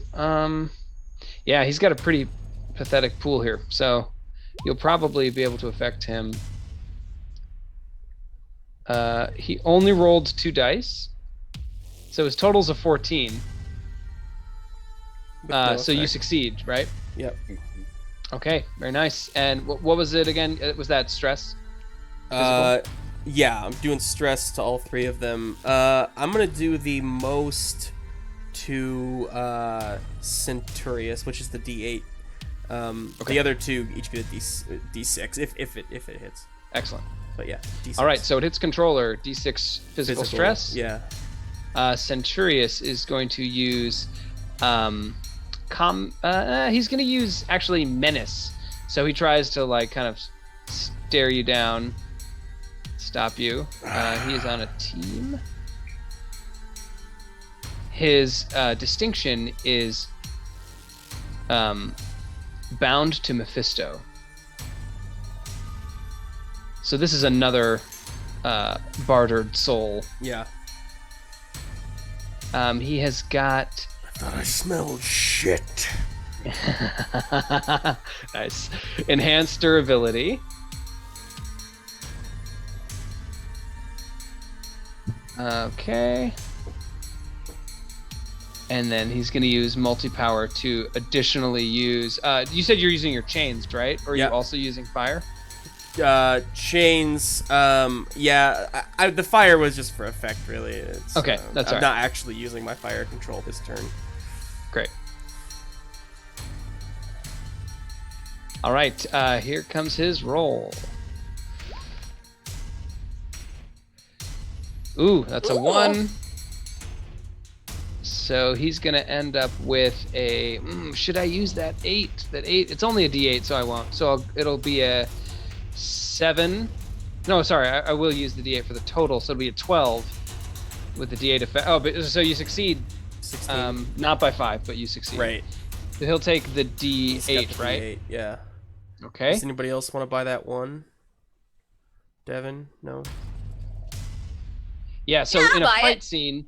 Yeah, you can use it to create a stunt. So you describe something like really cool, worthy of a big splash page, and then you can you name it, and add that D10 to your next roll. So what do you have in mind, She-Hulk? I think what I'm going to do is, who rolled that one? It was it was Centurious, yeah. Centurious, okay. He's this kind of like red-robed figure. With a mask on. Alrighty. So that's not what I wanted. I'm sorry. It's okay. Oh, you rolled a 10 though. That's sick. Oh no! I did want that. Oh no. So what she's going to do is she sees him get clobbered, and thank you. She sees Ghost Rider get clobbered, and she is going to clobber a Centurious. Sorry, I'm like trying to do numbers and all this at the same time, and it's of course, not yeah. For me. My brain is very simple. You don't have to roll it yet, for the record, Rebecca. Okay. Oh, okay. So what she's gonna do is she's gonna just run at him and just like drop kick him in the face with her feet, and just like send him flying into a wall, hopefully. Excellent. All right. So what do you want to name it? Foot and mouth. Great. Oh, too perfect. All right, so that's a stunt for foot and mouth. So this is Achebe, his roll. Okay. Let me handle that, and then I'll finish putting up that stunt. So the roll is going to be a 15 with a D8 effect. So I still beat him. You did just beat him. I think I'll let that work. Okay, so you inflict a D6 physical stress on Achebe as well. Yep. Okay, and you can hear his chanting briefly stops as he says, "Mephisto, give me strength." That's not good. Okay. That's never good when they say something like that. Who do you want to pass to? Now, bear in mind Yeah. that we had everyone but She-Hulk and Jessica Jones go from the good guys. The villains if you don't Right. pass to a villain, we'll get to all go in a row, and then they might be able to choose themselves again at the start of the next round. I am gonna go ahead and pass to we'll pass to Achebe. Okay, cool. He is going to use his action with his blood magic, and he'll use multi-power to add in his Bane Blade, which is just this like kind of mystic blade made out of this smoke that's coming out of his hands. And he holds up the blade kind of in defense against anyone who's coming in, and then he is going to use his blood magic, and you can see a pulse of energy come out of the tank as he attempts to both heal and disrupt. So the asset he's creating is, I'll call it Heart of Darkness. As you can see above his head, this like kind of bloody mass forms from the energy that pulses out of the tank, and then he starts to draw strength from it. That's just an asset. Nice. Let me see if it succeeds though first.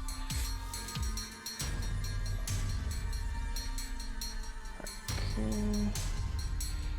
And he's using his mystic expertise. He's using his team affiliation.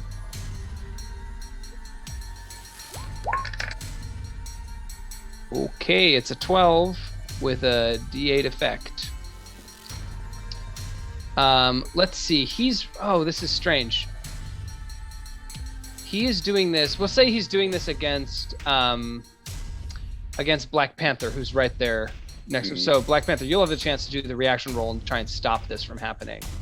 However you want to narrate, preventing this mystic action from taking place. Is it only affecting him, or is he shooting it at? He is drawing power from one of the figures that's in the tank. You're not sure yet who those are. Okay. So I just need to roll a reaction. Yeah, and you can kind of narrate or flavor it however you want.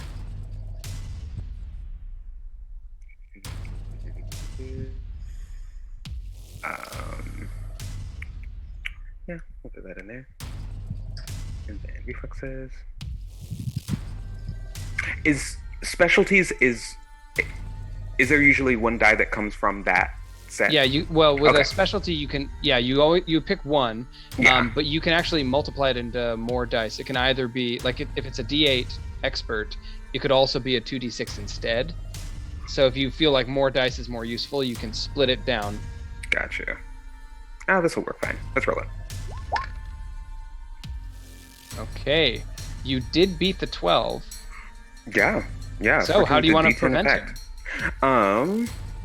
He's drawing power from one of those figures. Could I? How do I want to do this? That's what I want to do. If I can I don't know how the belt of skulls that I am in possession of is working, but can I use my effect to step that asset that I have up? Is that how that works? Ooh, yes, absolutely. I didn't remember to remind you, you can add that asset to your current roll. To my dice roll. I'll remember that for next time. Yeah. Which is actually good. If you don't use it, then you can step it up now and it'll be a D12 for next time. Okay, yeah, I'll do that.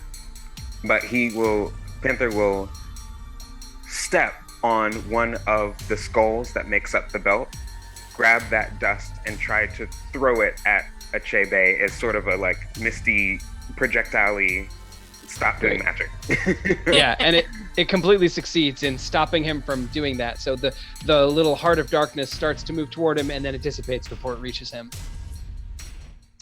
And he will pass to Controller. Controller is this more hulking figure, and he takes 2 steps backwards, looks around at each of you for who might be the most reasonable and willing to talk. He doesn't see Jessica Jones. I think probably he'll consider Black Panther, right? I mean, I'm thinking, like, is She-Hulk coming in pretty hot and ready to punch? Yeah, the fists are flying. Okay, so Controller looks at Black Panther and he says, "Your Majesty, we don't need to engage in violence. I believe we're here on common purpose." He says, "We are containing something that you do not want to unleash." It appears as though engaging in violence is past the point. Whoever you have in there is not in there by their own will, I am certain. And what would you say if we hold the very darkness itself at bay? I would say... Oh, go ahead. I was just going to say that he's actually taking an action to give you, we'll call it mental stress. Yeah. The idea, he's basically trying to convince you or dissuade you from attacking. It's up to you how you want to roleplay your response, but let me go ahead and put that pool together. Same. World class. Yeah. I'm gonna use one of my distinctions against me for a plot point. Cool. Yep. So you gain a plot point. You can also add his D6 physical stress to your reaction. Oh yes, thanks, Ghost Rider. All right, he's using his sociopathic genius distinction as he makes his argument as compellingly. Maybe he'll say one more point. Let me think of something really ingenious. No, I get you. You got this. It's stressful. He says, "You are here to protect your people. Well, your best hope of doing so is to leave this thing undisturbed." Do you roll first or do I? Doesn't matter. I roll first. Okay. You actually see what his slave discs are moving toward you. So I'm going to add his slave disc mind control to this roll. Okay, and then I'm actually going to spend a D8 out of the Doom pool and add that as well.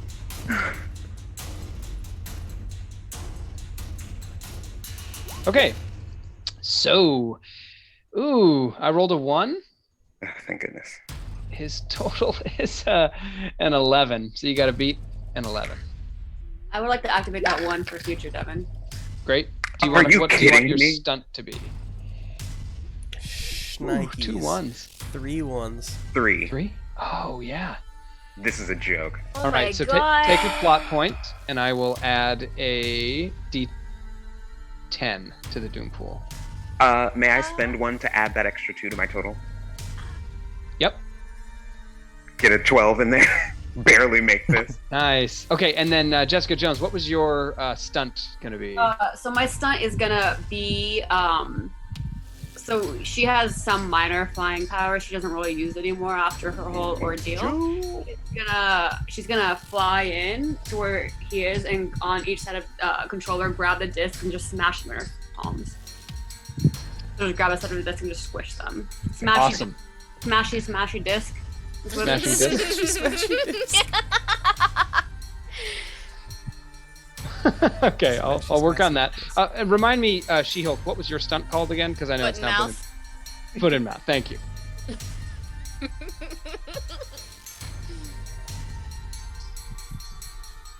Okay, great. So Black Panther, you succeed in avoiding any mental stress from controller.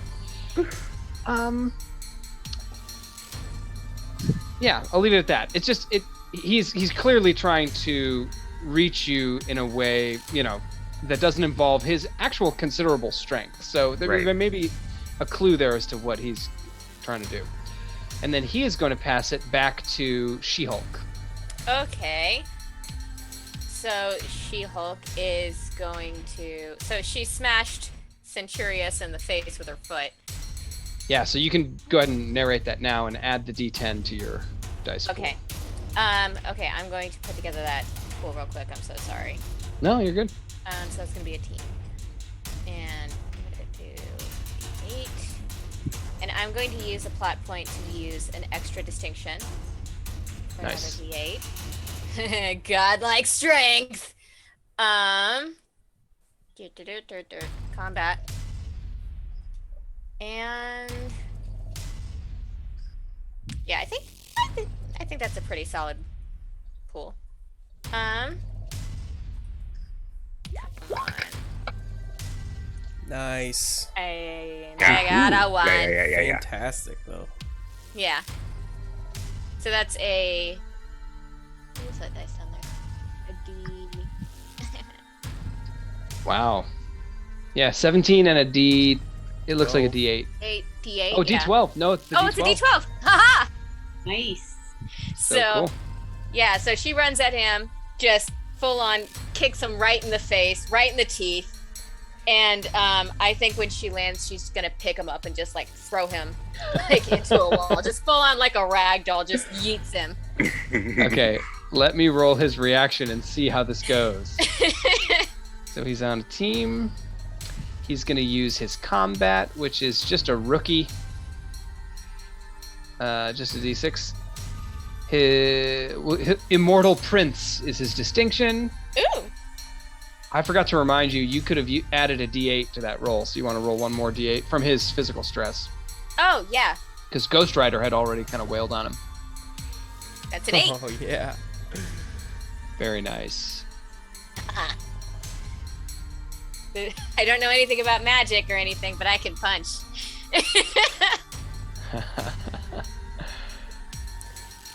Man, that's awesome. If you had like a plot point, you could make a 25. Oh my Oh, I god, wouldn't rolled that be 2 magical? ones. 2 ones? 2 ones. I'll buy one. All right, you succeed. He rolls a 12, and you have beat it by a factor of 5. So actually, your D12 effect die steps up, and he is out of the fight right off the bat. Woo! Sorry. So how do you want to narrate that? So, You kind of already told us what you did. yeah, so full on runs, kicks him in the face. He goes down on his back. She like slides in the dirt, like fingers in the dirt, slides, runs back over, grabs him, and she just like does a little twirl and throws him and just sends him flying up the ceiling. He's just out of the ballpark. He's just gone. Through that opening that you came down. Yeah, and he through the lands hole I came through. unconscious on the first floor. Great. Okay. She's So gonna say, that's "Who's next?" perfect. Love that. This is feeling achievable. Yes. Who do you want to pass it to? I'm going to pass it to Devon, And before, because we before- had a bad guy go. Or should? What do you think, Justin? no, I'm sorry. I just wanted to say, can I buy one of those ones that you rolled, Graham? Absolutely. And there's still one more if anyone else wants to. I'll take that one. I'll explain my Okay. stunt later, but you can just name it Great Balls of Fire. Ooh, shit. Great. Yes.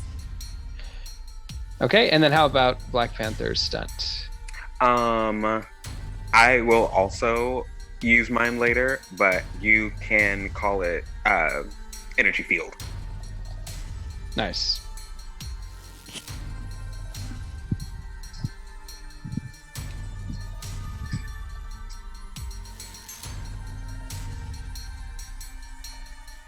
Okay. So, passing it to... Jessica think- Jones. All right. Great. So I've been off in the little cubby hole, watching from afar, and I see controller with a little disky discs. And I'm not a big fan of mind control from previous experience, and so I'm gonna go after him. So as it's part of the smash disc disc, is I'll do a fly out situation, and I don't spin in the air. That's too much. I don't care about that. Land in front of him, and I said, "Control this," and I grabbed them and smashed 2 of them. And he has a D6 trauma against him, right? Yeah, stress, yeah. And then, so I already have my dice pool ready to go, but I am using my multi-power feature, which means one of my D6s will have a -1 to it because it steps down one of my powers, so I can both use my flying and my superhuman strength. Okay. So that would make the D6 would turn into a D4, I think. Also, just take that down and make it a D4. Yeah. Noted. Okay. That would make way more sense. Great. Well, Otherwise, my dice pool is ready to go. So let's okay, he is going to use his distinction injury prone as a D4, and I'll add a D6 to the Doom pool. Okay. That was a horrible roll. I did not do good. That was so sad. I did roll a 1, unfortunately. Okay. I'll activate it, take a plot point. So, 8 is my best with a D6. Yeah, that's. Ooh. Can I use? Did you definitely put in your distinction, your team distinction, Mm-hmm. and your? Okay, just making sure. Yeah, I just had all really low rolls. Yeah, rough roll. Okay, Bad set of rolls. let's see how he rolls. He might do worse. You never know. Okay, I rolled a 1 as well, but he rolls a 12 for his total. Yeah. So as you say, control this, he says, by all means, and I'll spend a D8 out of the Doom Pool to inflict a D8. Let me double check what this is. He's using his mind control. Does that activate your SFX?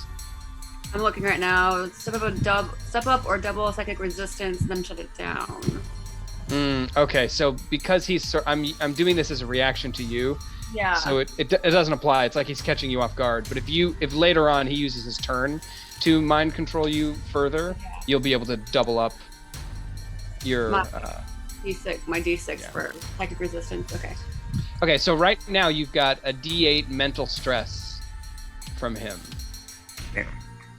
Okay. I will find how to do that. There's a Oh, little there it is. drop box for stress. Okay, noted. Okay, sorry about that. Little rough turn. Who would you like to pass to? Everyone has gone except for Moonstone. Moon thing. Moon thing. All right. So Moonstone is going to power up those energy blasts. She is definitely ready to fight Spider-Man. She's proverbially licking her lips. Okay, so D8 combat, D6 for team. Her distinction is cold-hearted schemer. And she's going to be doing... she's actually going to do a dazzling burst. She's going to try to inflict a complication to blind Spider-Man. Oh no. Okay, let's see how this goes.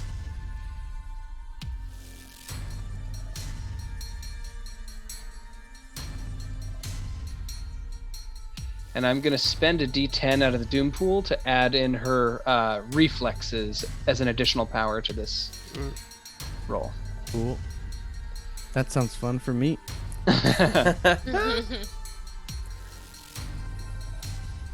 Okay. So, Spider-Man, as she sends her energy blast toward you, she rolls a 20 with a D10 effect. So go ahead and roll your reaction, Spider-Man, whatever you think you're beat that. Come on, If you've got Spidey. plot points, your goal then would be to add as many dice to your pool as possible and then use the plot points to add more to your total. Well, I'm solo. I'm gonna say this is Wisecracker because I made that joke. Great. Okay, great, awesome.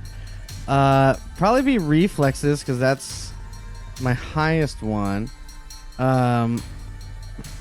So I can step up a power, right? I want to step up my reflexes with a point. Yeah, well, so you can spend plot points to either add additional dice if you want to add more than one power, or once you roll, you can add to take one of the extra dice that you rolled and add it onto your total to make your total higher. Because right now she rolled a 20, so you want to get as high a total as you can. Okay, so I will. Yeah, I'll add. I guess it'd probably be durability. And then what's my high? I guess acrobatic. D10.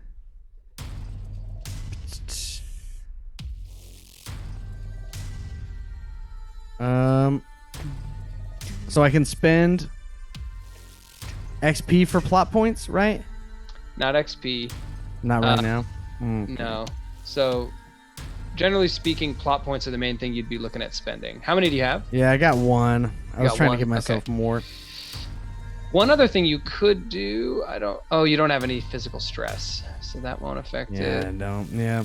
All right. Well, I might just have to lose this one. So I can spend the plot point and Ooh. then get an extra dice. Here it is. You have a special, your spider sense thing. So you could spend your 1 plot point. It allows you to step up your enhanced senses or add it as an additional power depending on whether it's already in your pool. And then if you don't like your results, you can re-roll all of your reaction dice here. So like if you right now roll poorly, you get a chance to re-roll the whole thing. Sweet, I'll do that. Cool. So that'll take your plot point. And then All right. which powers have you added from your spider powers set? So I've added my senses, and that was it. Can I add more? Yeah, you can add one more. Okay. Well, Like then reflexes or whatever. strength. I'll do strength. Cool. Let's get another D10 in there. All right. Rolling. Looking good. 7 dice is good. A 15. Yeah, you got that though. You can do it. Do you have another plot point? You want me to re-roll it? I don't have another plot He point. does not have another plot. Oh no! But you could re-roll it and see if you get a 1, and I might give you a plot point. All right, I'll re-roll it. But that's Reroll not the whole fair. thing.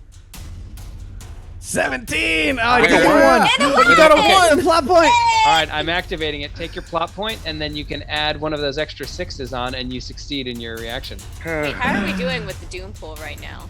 Doom I pool bet is it's now wild. at 2d6, 3d8. Could be worse. Okay. Yeah, I guess that's true. Do I have to roll that 6? No, you just Okay. you add 6, so it becomes a 23. Sweet. Yo. So good. Okay. Very nice. So you manage to spring away, dodge. The energy blast bores into the wall, and it's just like creating this tunnel through the iron walls. Cool. All right. Then Moonstone. That's the end of the round. She is going to pass it back to controller, and then everyone, you can reset your tokens as we're at the beginning of the next round. And move your token. That was the first round, everybody. Yeah, if you click it, you can rotate by. There's like a little node that appears on the side.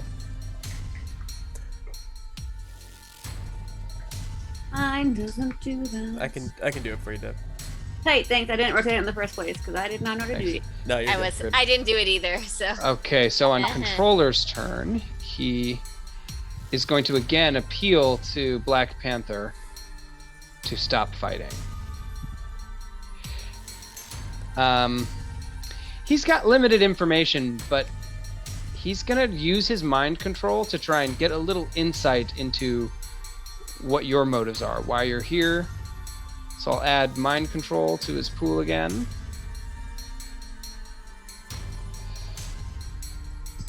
He's gonna use, he's not using any powers because none of them apply. But sociopathic genius, and we'll go with menace.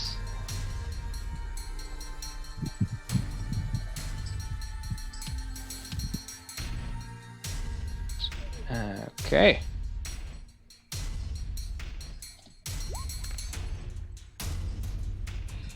All right, I rolled a 1. This is so it's an 11 with a D8 effect. So go ahead and roll your reaction. While you're doing that, though, he's saying to you, with an 11, he's getting just enough from his slave sticks that he says, "You have already fought or faced this foe, and we have handled it for you. You come here to stop us from doing our jobs? We're helping you."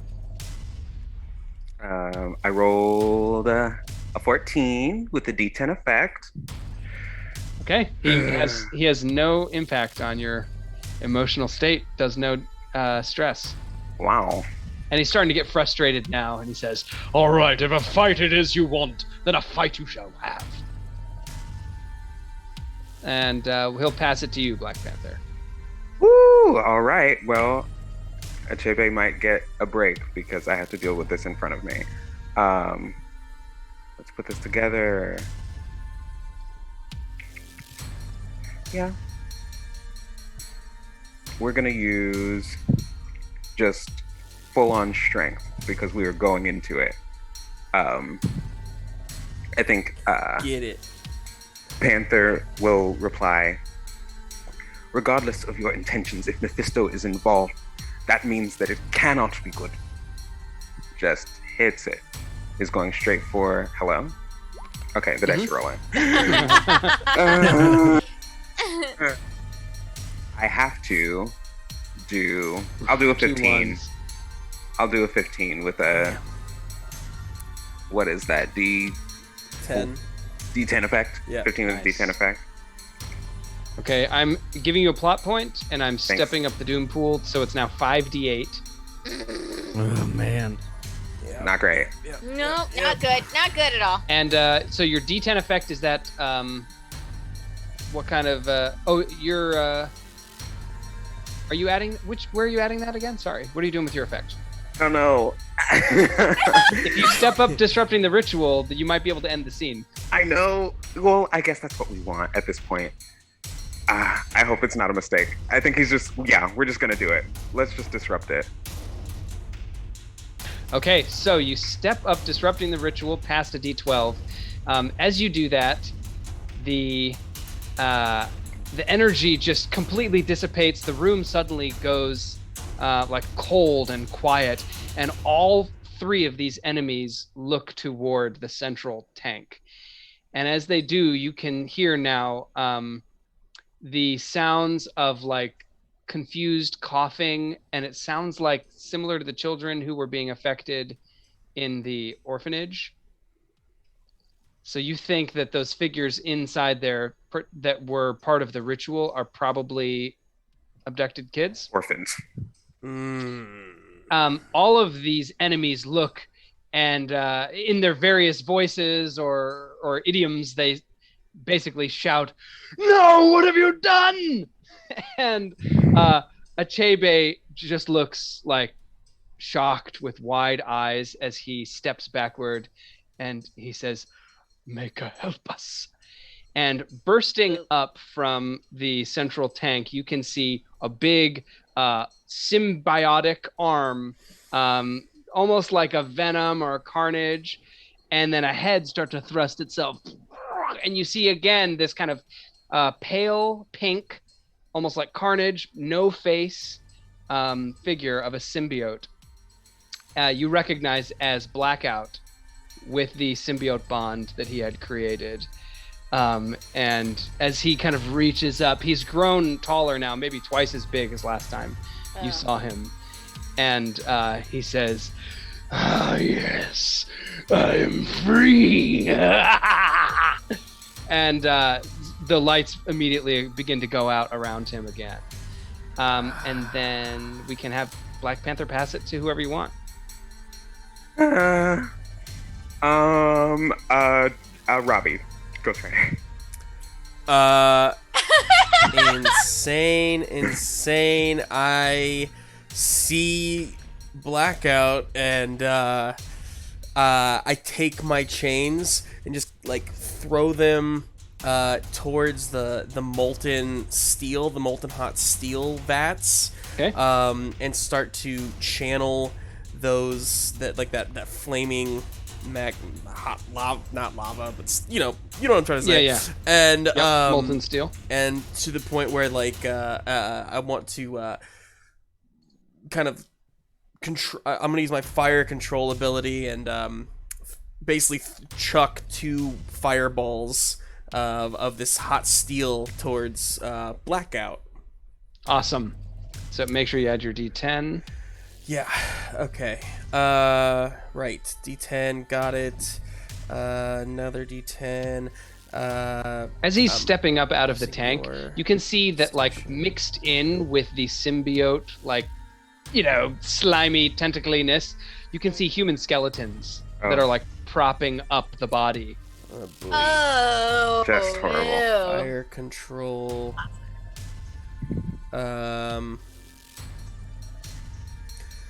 Oh boy. Okay. And combat. Let's hope that's enough. Here we go.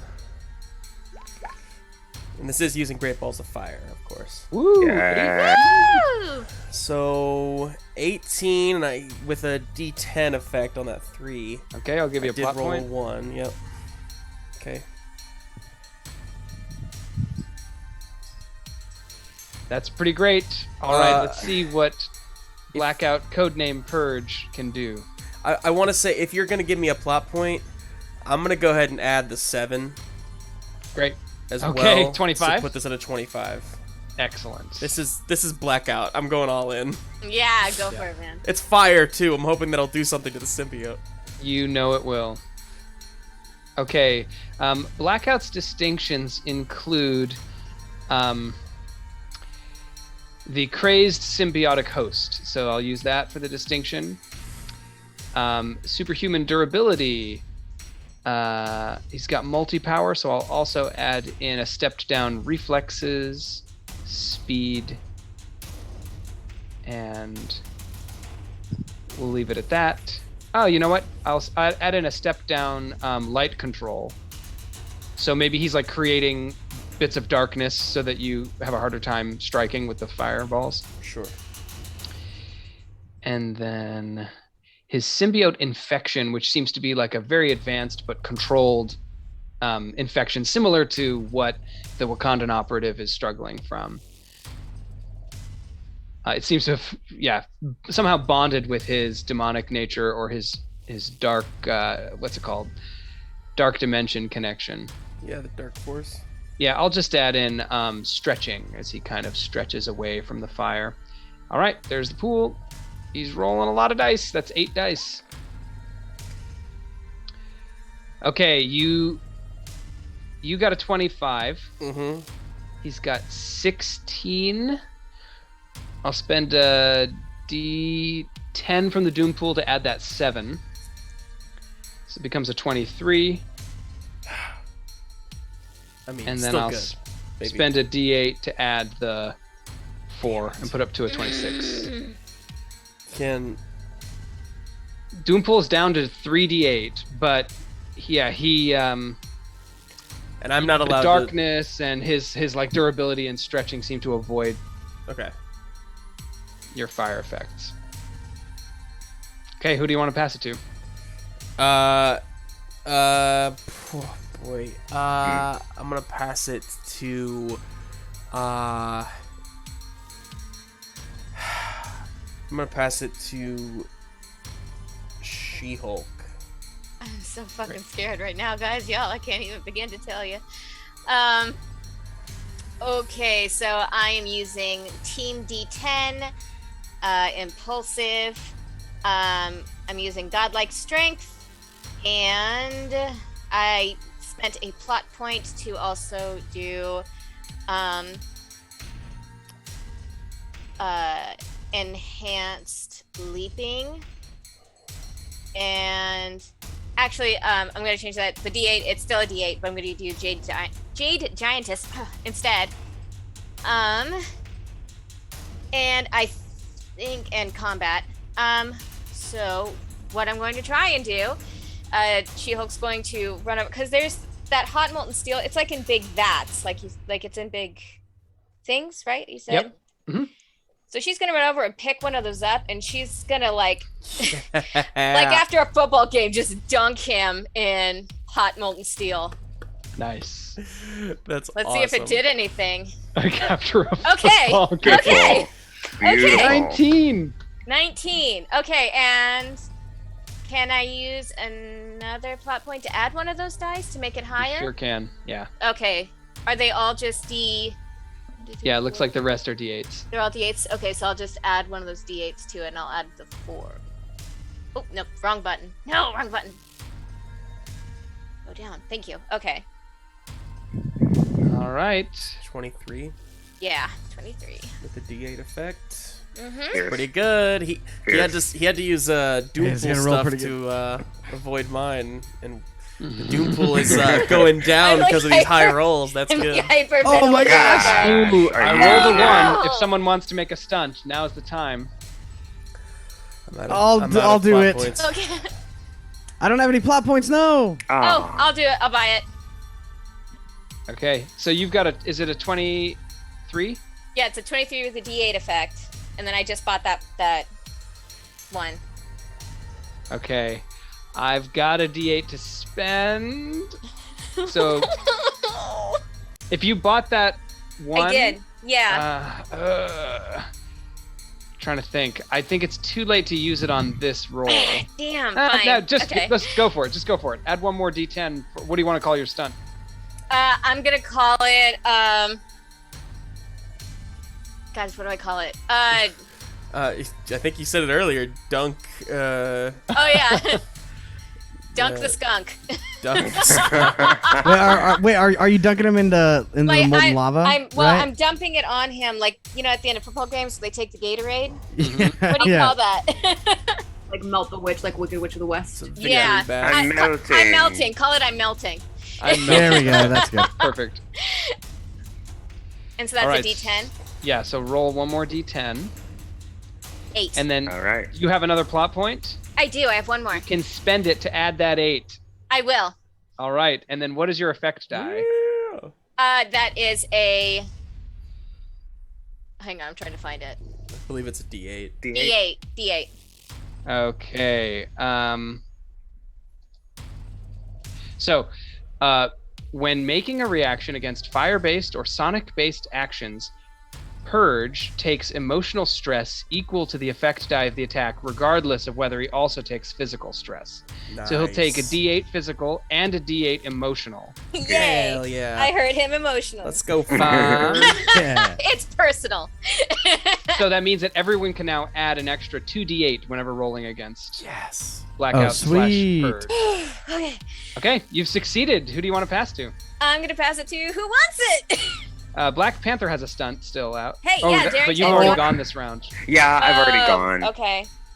Ryan, Devon, who has a Sure, plan? I'll take it. Okay. I mean, I don't necessarily have a plan, but I'll take it. Hey. Good enough. So how many of the molten lava kind of There are not canister easily things? 4 more. 4 more? Okay. And is there like what looks? I guess is he still inside of that big chamber? And Yeah, also he's like are just the, kind of cresting out of it. and Yeah. the orphans are in there, right? Yeah. Okay, cool. So Oh, I forgot about that. that plan will change. So what I want to do, They're fine. if there's a way, because I don't know how they're set up. So what I'm hoping to do in this situation is to lure the symbiote and to lure Purge into an area where I could then have gotten some webs set up onto these molten lava things, and I could do a big yank, and they would fall and get him. Nice. So I want to, if there's a place Yeah, that I I think can the be best like- way to represent that would be to use your effect die to make an asset, which would be like molten lava pour or whatever, and that would be usable by anyone else who wants to fight. So like once they lure them out, or if you wanted, you could use your effect die to represent luring Purge out. But I think it's better to like set yourself up to pour whenever an ally gets him out, if that makes sense. Gotcha. Okay. That's a little bit different than. Well, I don't want to change what you're trying to do. Yeah. No. Yeah, I'm trying I to think get of it. how to represent it in the rules. Yeah. Your main goal is to lure him out. No, you know what my main goal is to do? My main goal is to I want to jump somewhere where I can web him good and pull him away from those kids. I want to Great. get him as far away from those kids as possible. Awesome. Even if that means that I'm pulling him like towards me and getting him to attack me. That's cool. actually what I'll do. I'll kind of goad him on and like whip him and pull him towards me. All right. Sounds good. So I think that's with great power comes great responsibility. For my distinction, we'll do okay. Got a strength for sure. Yeah, all this works. Who cares? I mean, obviously we do. And then yeah, probably. I mean, yeah, durability's there. Combat. Wait, 2d8? Why is it adding 2? Oh, never mind. I'm stupid. So you could add 2d8 or 1d10, Right. depending on how you want to break it down. Okay, cool. And then that is it. I'm gonna roll my pool. As you're kind of like, pulling him and egging him on, this kind of weird mouth opens up, and inside you can see, instead of teeth, it has like human skeletons, which have been kind of like absorbed and brought into the body. And it says, I have seen worlds without number. You know nothing. Cool, he's dude. using his menace to scare you. Okay, so you've got a 16. Do you have any plot points? I do not. I have 0 plot points. Oh no. Okay. Yep. Roll more ones. I guess that's a good sign. So let's see if he can beat a 16. He is going to use. I'm going to say that he's somewhat prone to following you. Okay. Because he's a symbiote. They Right. hate me. Exactly. So he's not going to use like his reflexes as if he's trying to get away. He's going to go with. I'll just go with stamina for his reaction. And yeah, we'll just roll it.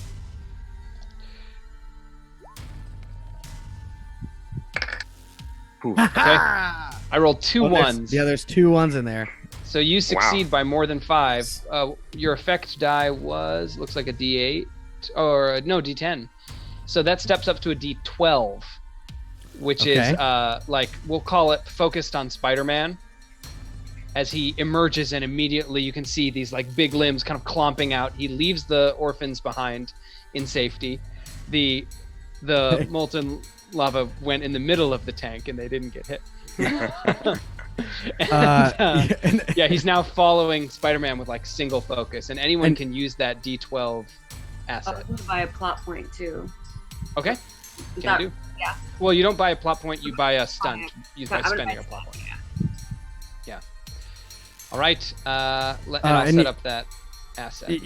You hear Spider-Man whispers to himself. He's like, "Oh, we didn't think about what comes next. Oh, what next? What next? What next?" As he's like starting to chase after him. Well, Ghost Rider thinks to himself, or rather, Robbie inside of Ghost Rider thinks to himself, "Wow, he wasn't kidding about symbiotes hating him. This is intense." Okay, who are you passing to? Spider-Man? Who is left? Who has not gone this turn? Jessica Jones. And then as for the villains, is there anybody who has not gone yet? Yeah, Moonstone and Achebe. Oh boy. Oh. Yeah. Let's do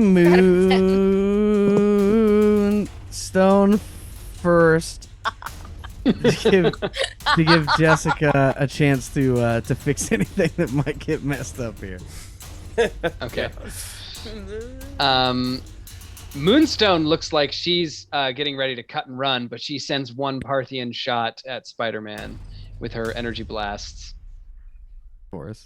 Nobody likes you. She says, "Next time." She cutting and running. Okay, so her last shot is going to be a combat expert. She's on a team.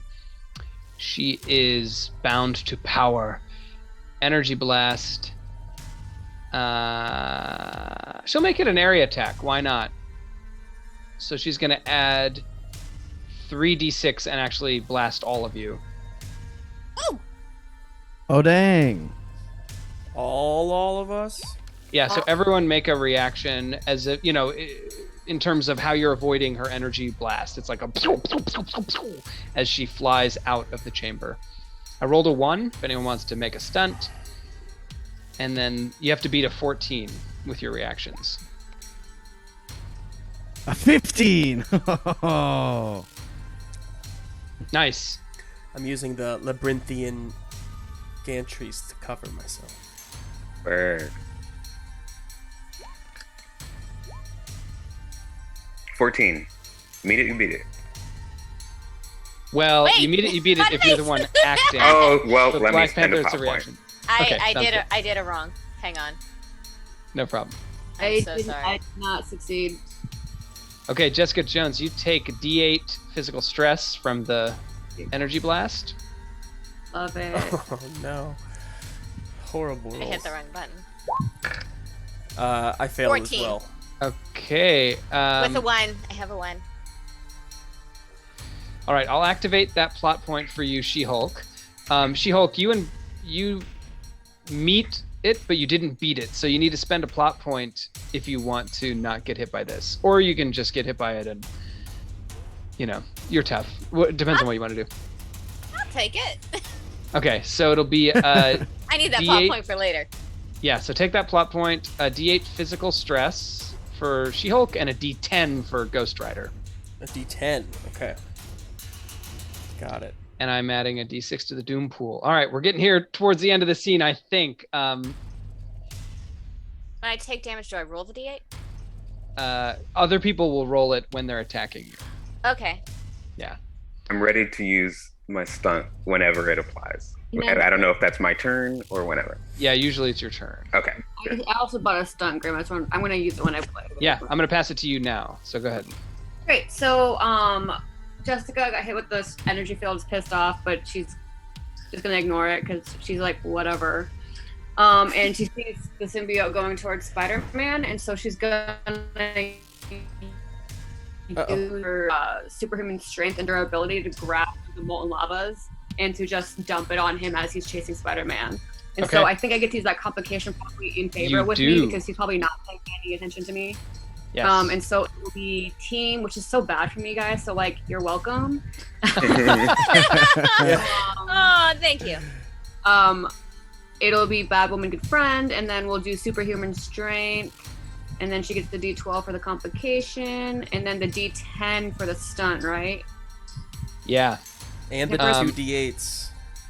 What was the stunt that you set up? So the stunt I set up was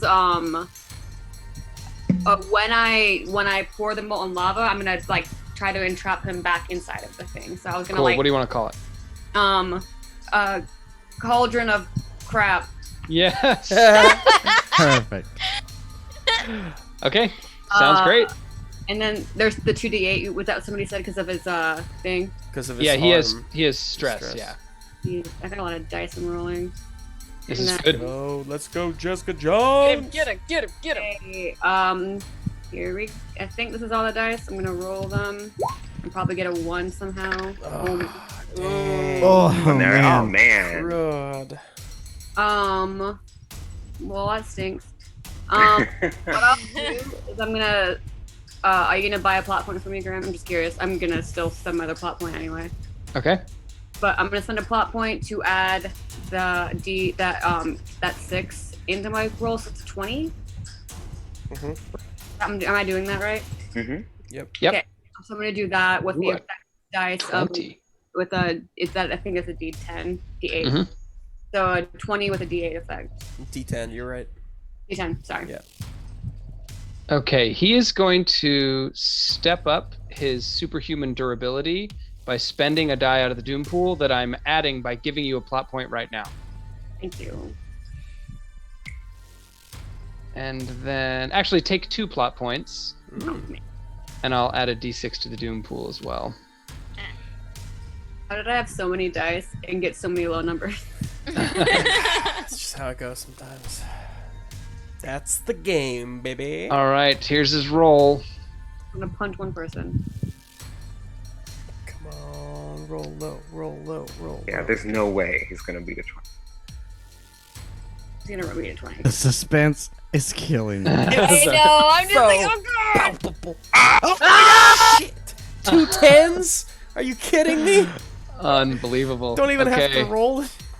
So that's a 20. I'm going to spend a D8 out of the Doom pool to do a D8 of physical stress to Jessica Jones as some of the molten metal gets splashed back at you. So we tied, and so that's what happens to me. Oh, also. no. No, You no, have no. Sorry. You tied. You were the one acting, so you succeed. Yeah. So what's your effect die? It was a D10. A D10. So his physical stress goes up to D10. It's from fire, so he also steps up his emotional Nice. stress by the same. He's technically also in a cauldron that I think I'm standing on. We'll see. We'll see. We'll He's in the see cauldron what of crap. Cauldron. Okay, so he's got 2d10 physical stress now. And you can hear him wailing underneath that cauldron, and then he'll kind of like symbiote slip out of it, since there's not an official complication on the board for that. And that was your stunt, so that is the end of Jessica Jones's turn. Who would you like to pass to? I guess Pretty sure it's Achebe is the last one left. that one name I said on the beginning again. Okay, Achebe is going to look at Black Panther, consider taking a cheap shot at you as he flees, and then instead you see him reach out a hand and just start to move it in like a circular motion, and as he does that, the floor begins to dissolve underneath your feet and turn into like a red flaming pit. And you can see it's growing and growing. This is me potentially ending this scene. As this happens, Ghost Rider, you know that this pit is the Dark Lake, and it leads to Mephisto's realm. That is the end of Achebe's turn, and we go to the top of the order. He'll pass to Spider-Man. To who? Spider-Man. Wait. Okay. Are we falling in? No, not yet. It's growing, but like if I get to 2d12 in the Doom Pool, then you'll fall. Okay. And go to Mephisto's realm. Yikes. So I see this thing opening up. How close is this portal to these children, these orphans, these poor little guys? They're Wait, actually Ash. probably the most safe. They're safe. Okay, and I because don't think they're on, gonna like, the eventually. railing in that pit. Okay, and do I think they're eventually gonna get sucked into the pits of Yeah, hell? eventually, with us? like the whole building might. Okay, cool. The floor is lava, basically. Floor's lava. So Spider-Man says, "Damn this responsibility," and he leaps over the symbiote towards those kids. And if they're inside of the cauldron, is that something that like Spider-Man could lift and pull them all out? Okay, You're cool. Spider-Man, So baby. yeah, hell yeah. So he wants to try to jump over the symbiote, jump over Purge, get to the kids and like lift that up and get them out. Even if he has to kind of like toss them out of the building, he knows they'll probably be safe because they're inside of this, metal thing. He could web up the top maybe, real fast. He was supposed to get the Make kids it a little out like bounce house inside. Yes, exactly. Yeah. Boom, boom, That's great. boom, boom, boom. So yeah, that's what I want to try to do. Okay, his crazed symbiotic host distinction will be resisting you as he tries to kind of like lash out with his reflexes before you can accomplish this. So Okay. go ahead and roll your pool. Yeah, I should have had it. Why didn't I build this up as I was discussing it? Okay, I I'll just understand. use it's hard. It's hard. It's like two different parts of the brain. right. And then I do want to build it like Storytelling before and my math. turn comes because something might change. Storytelling and math. Okay. Actually, you'll see him shapeshift as he's reacting to you. He's using his shapeshifting to turn into like a tall net to catch you. Okay. 16. No All right. ones. No one. I am going to spend 2d6 out of the Doom Pool Ah, fuck me. Sorry. because he's focused on you, Spider-Man, so he'll... And Oh, even pardon my language. and Graham as just storytelling, maybe it's the close to the end of the scene. If it works out to be great, which it might with the tie, is that he doesn't care if he falls into the pit. Spider-Man doesn't care. He just wants to get these kids out. So if he has to, and then Iron Man it from the first Avengers. Yeah. You succeed by the skin of your teeth. So what's your effect die? Oh, I don't know. It looks like you've got a d10 available. Yeah.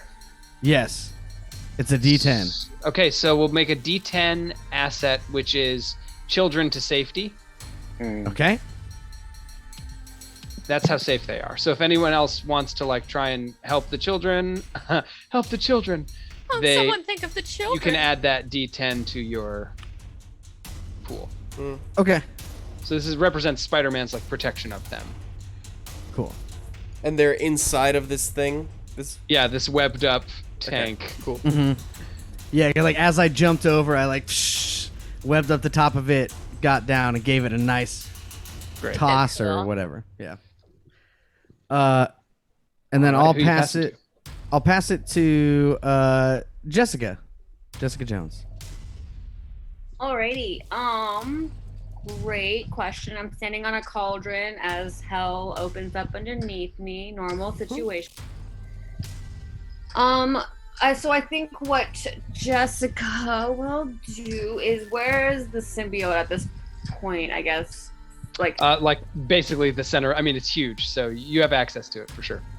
Great. So I'm gonna just like fly and punch. You know, like a casual fly-by punch thing. Typical fly and punch. Try to punch it into the hole. I guess. Try to fly punch into the hole. Yep, normal things. All right. Building my pool. So once again,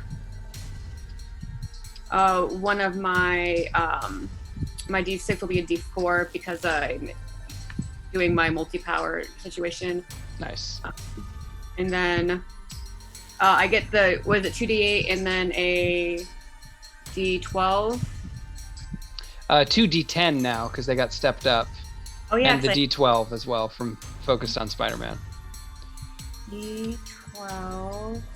All you know right. what though? Actually, that we'll keep it going. Okay, so I have 7 die I'm rolling. 1, 2, 3, Great. 4. Sounds 8 good. dice. So if I get lower than a 15, all right, Jessica.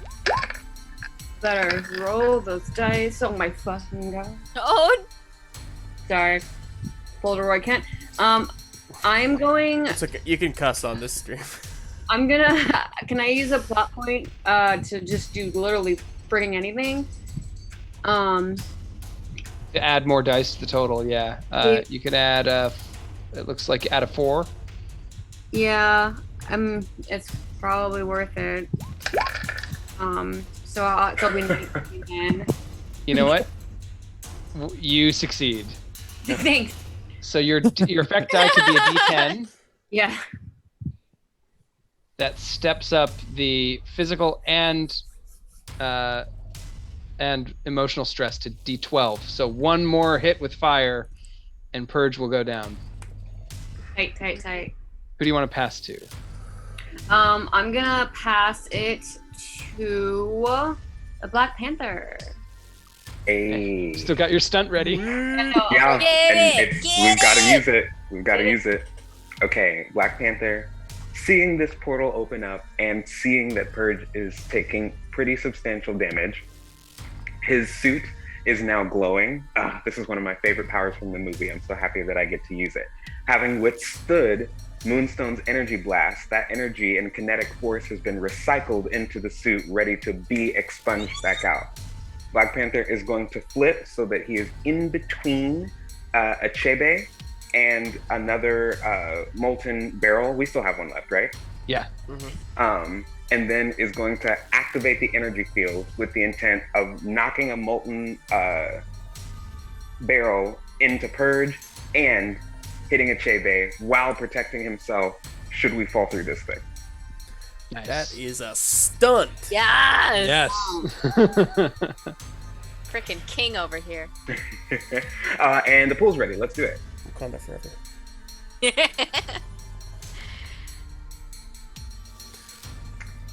Not as high as I'd have liked it.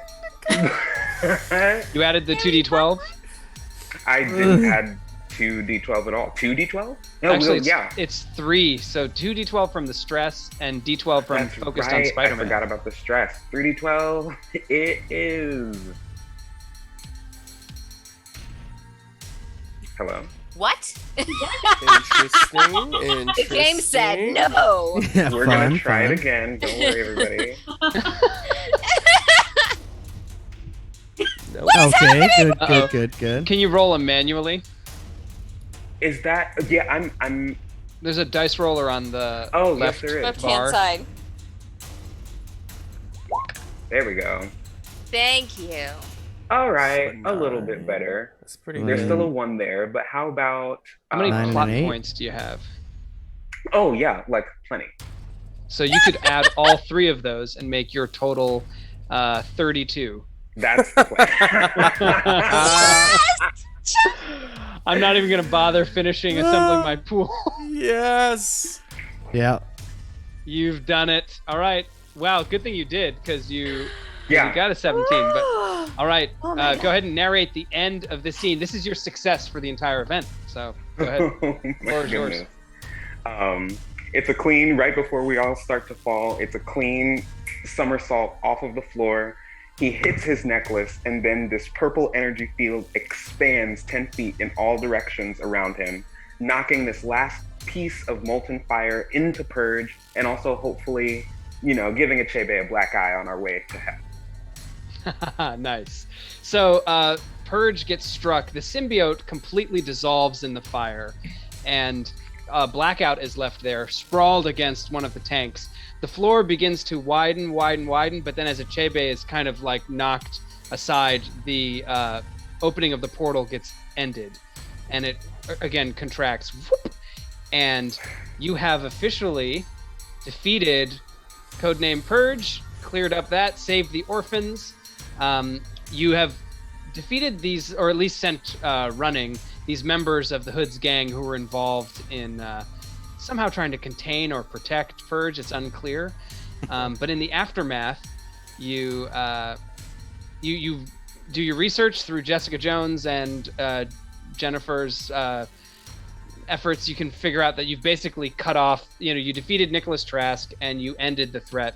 So you believe that you have put all of these nefarious acts to rest, and you can bring Achebe back to Wakanda, to face justice. Yes, You also bring your operative back in good health, as Reed Richards tapped into the dark force that had combined with the symbiote power, and he's able to reverse the cellular destruction. And that is the successful end. Is there anything else anyone wants to narrate for the end of our event?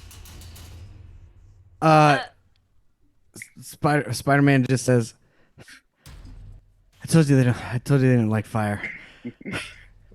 That's it. That's all Spider-Man wants to do. Robbie, transforming back into Robbie after this is all over and whatnot, just kind of thanks everybody for letting him join the team for a second, whatever this team is. He's very appreciative, but he's got to run. He's got a lot of stuff to do, and thanks. And also, if Black Cat asks about him, just tell her that he's in East LA if she ever wants to come. And then he hops in his car. He goes, teleports back home, and goes and takes his brother out for ice cream. Aw. Mm. Before he takes off, though, She-Hulk's going to just pull out of her bra. That's probably where it is. She's gonna pull out like a business card. She's gonna say, "If you ever need any legal help or a good time, hit me up." She's gonna flick it into the car. Thank you. It's just, yep. Fantastic. She's gonna say, "It's the car. It's the car." Car's doing all the work.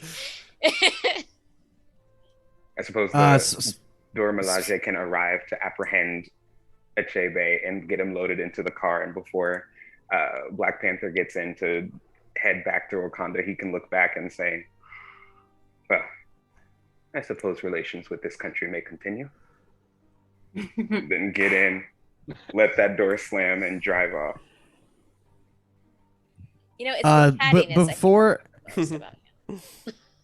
before Robbie Reyes leaves, Spider-Man wants to go up to him and say, "Hey, I know that you were kind of weird about the name thing, but I think you deserve to call yourself Ghost Rider." Oh, thank you. That means a lot coming from you. You're Pretty Thank amazing. Yeah, I know. Yep. I'm just kidding. I'm really humble. All right. Have a good trip. See you around. And how about Jessica Jones? Jessica still, so she feels still, she's like glad she helped, but she's also like, I gotta get my life figured out a little bit more still. So she kind of like watches everybody say their goodbyes and kind of like sneaks out the back. And on her way out, she calls Reed and she says, so where's my money? Oh, of course, you'll be very well remunerated. You did great work, and we'd be looking forward to hiring you again in the future. I'm sure the opportunity will present itself. Yeah, you won't forget me this time? No, Jessica Jones, you are on my list. And then after she gets on that phone call, she pulls out her phone and kind of stares at Luke's name, and that's kind of the end of her thing. Yeah. Nice. What happens All right. next? To be continued. I have one thing that Spider-Man does do, but it's after everything. It's like maybe like an in-credit scene. It's a thing. So we see the orphanage. We see a shot of the orphanage, and then we see the kids on the playground, and we hear like a tunk, and then it like pans up, and Spider-Man's behind him, and he's got like a couple of like toys and stuff to play with them, and then like. We find out that like he's doing that like every week. He stops by this orphanage and like plays with, especially those two kids that have his gloves. Oh. They like put the gloves on and stuff and play Spider-Man with him. Cute.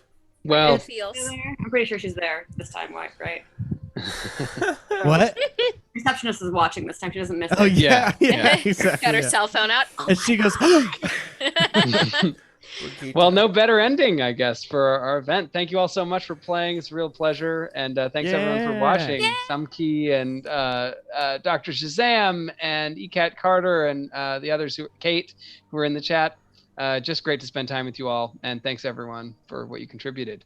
Be with us tomorrow night, streaming Baldur's Gate Enhanced Edition, and on Saturday, which is Monster Hearts for our kind of Halloween themed. Monster Hearts. Sure. Saturday evening, likely 7:30. I think 7:30, probably 7:30 Central. So, yeah, it's gonna be dope. All right. Have a great night. Thanks all. Bye. Thank bye you. everybody.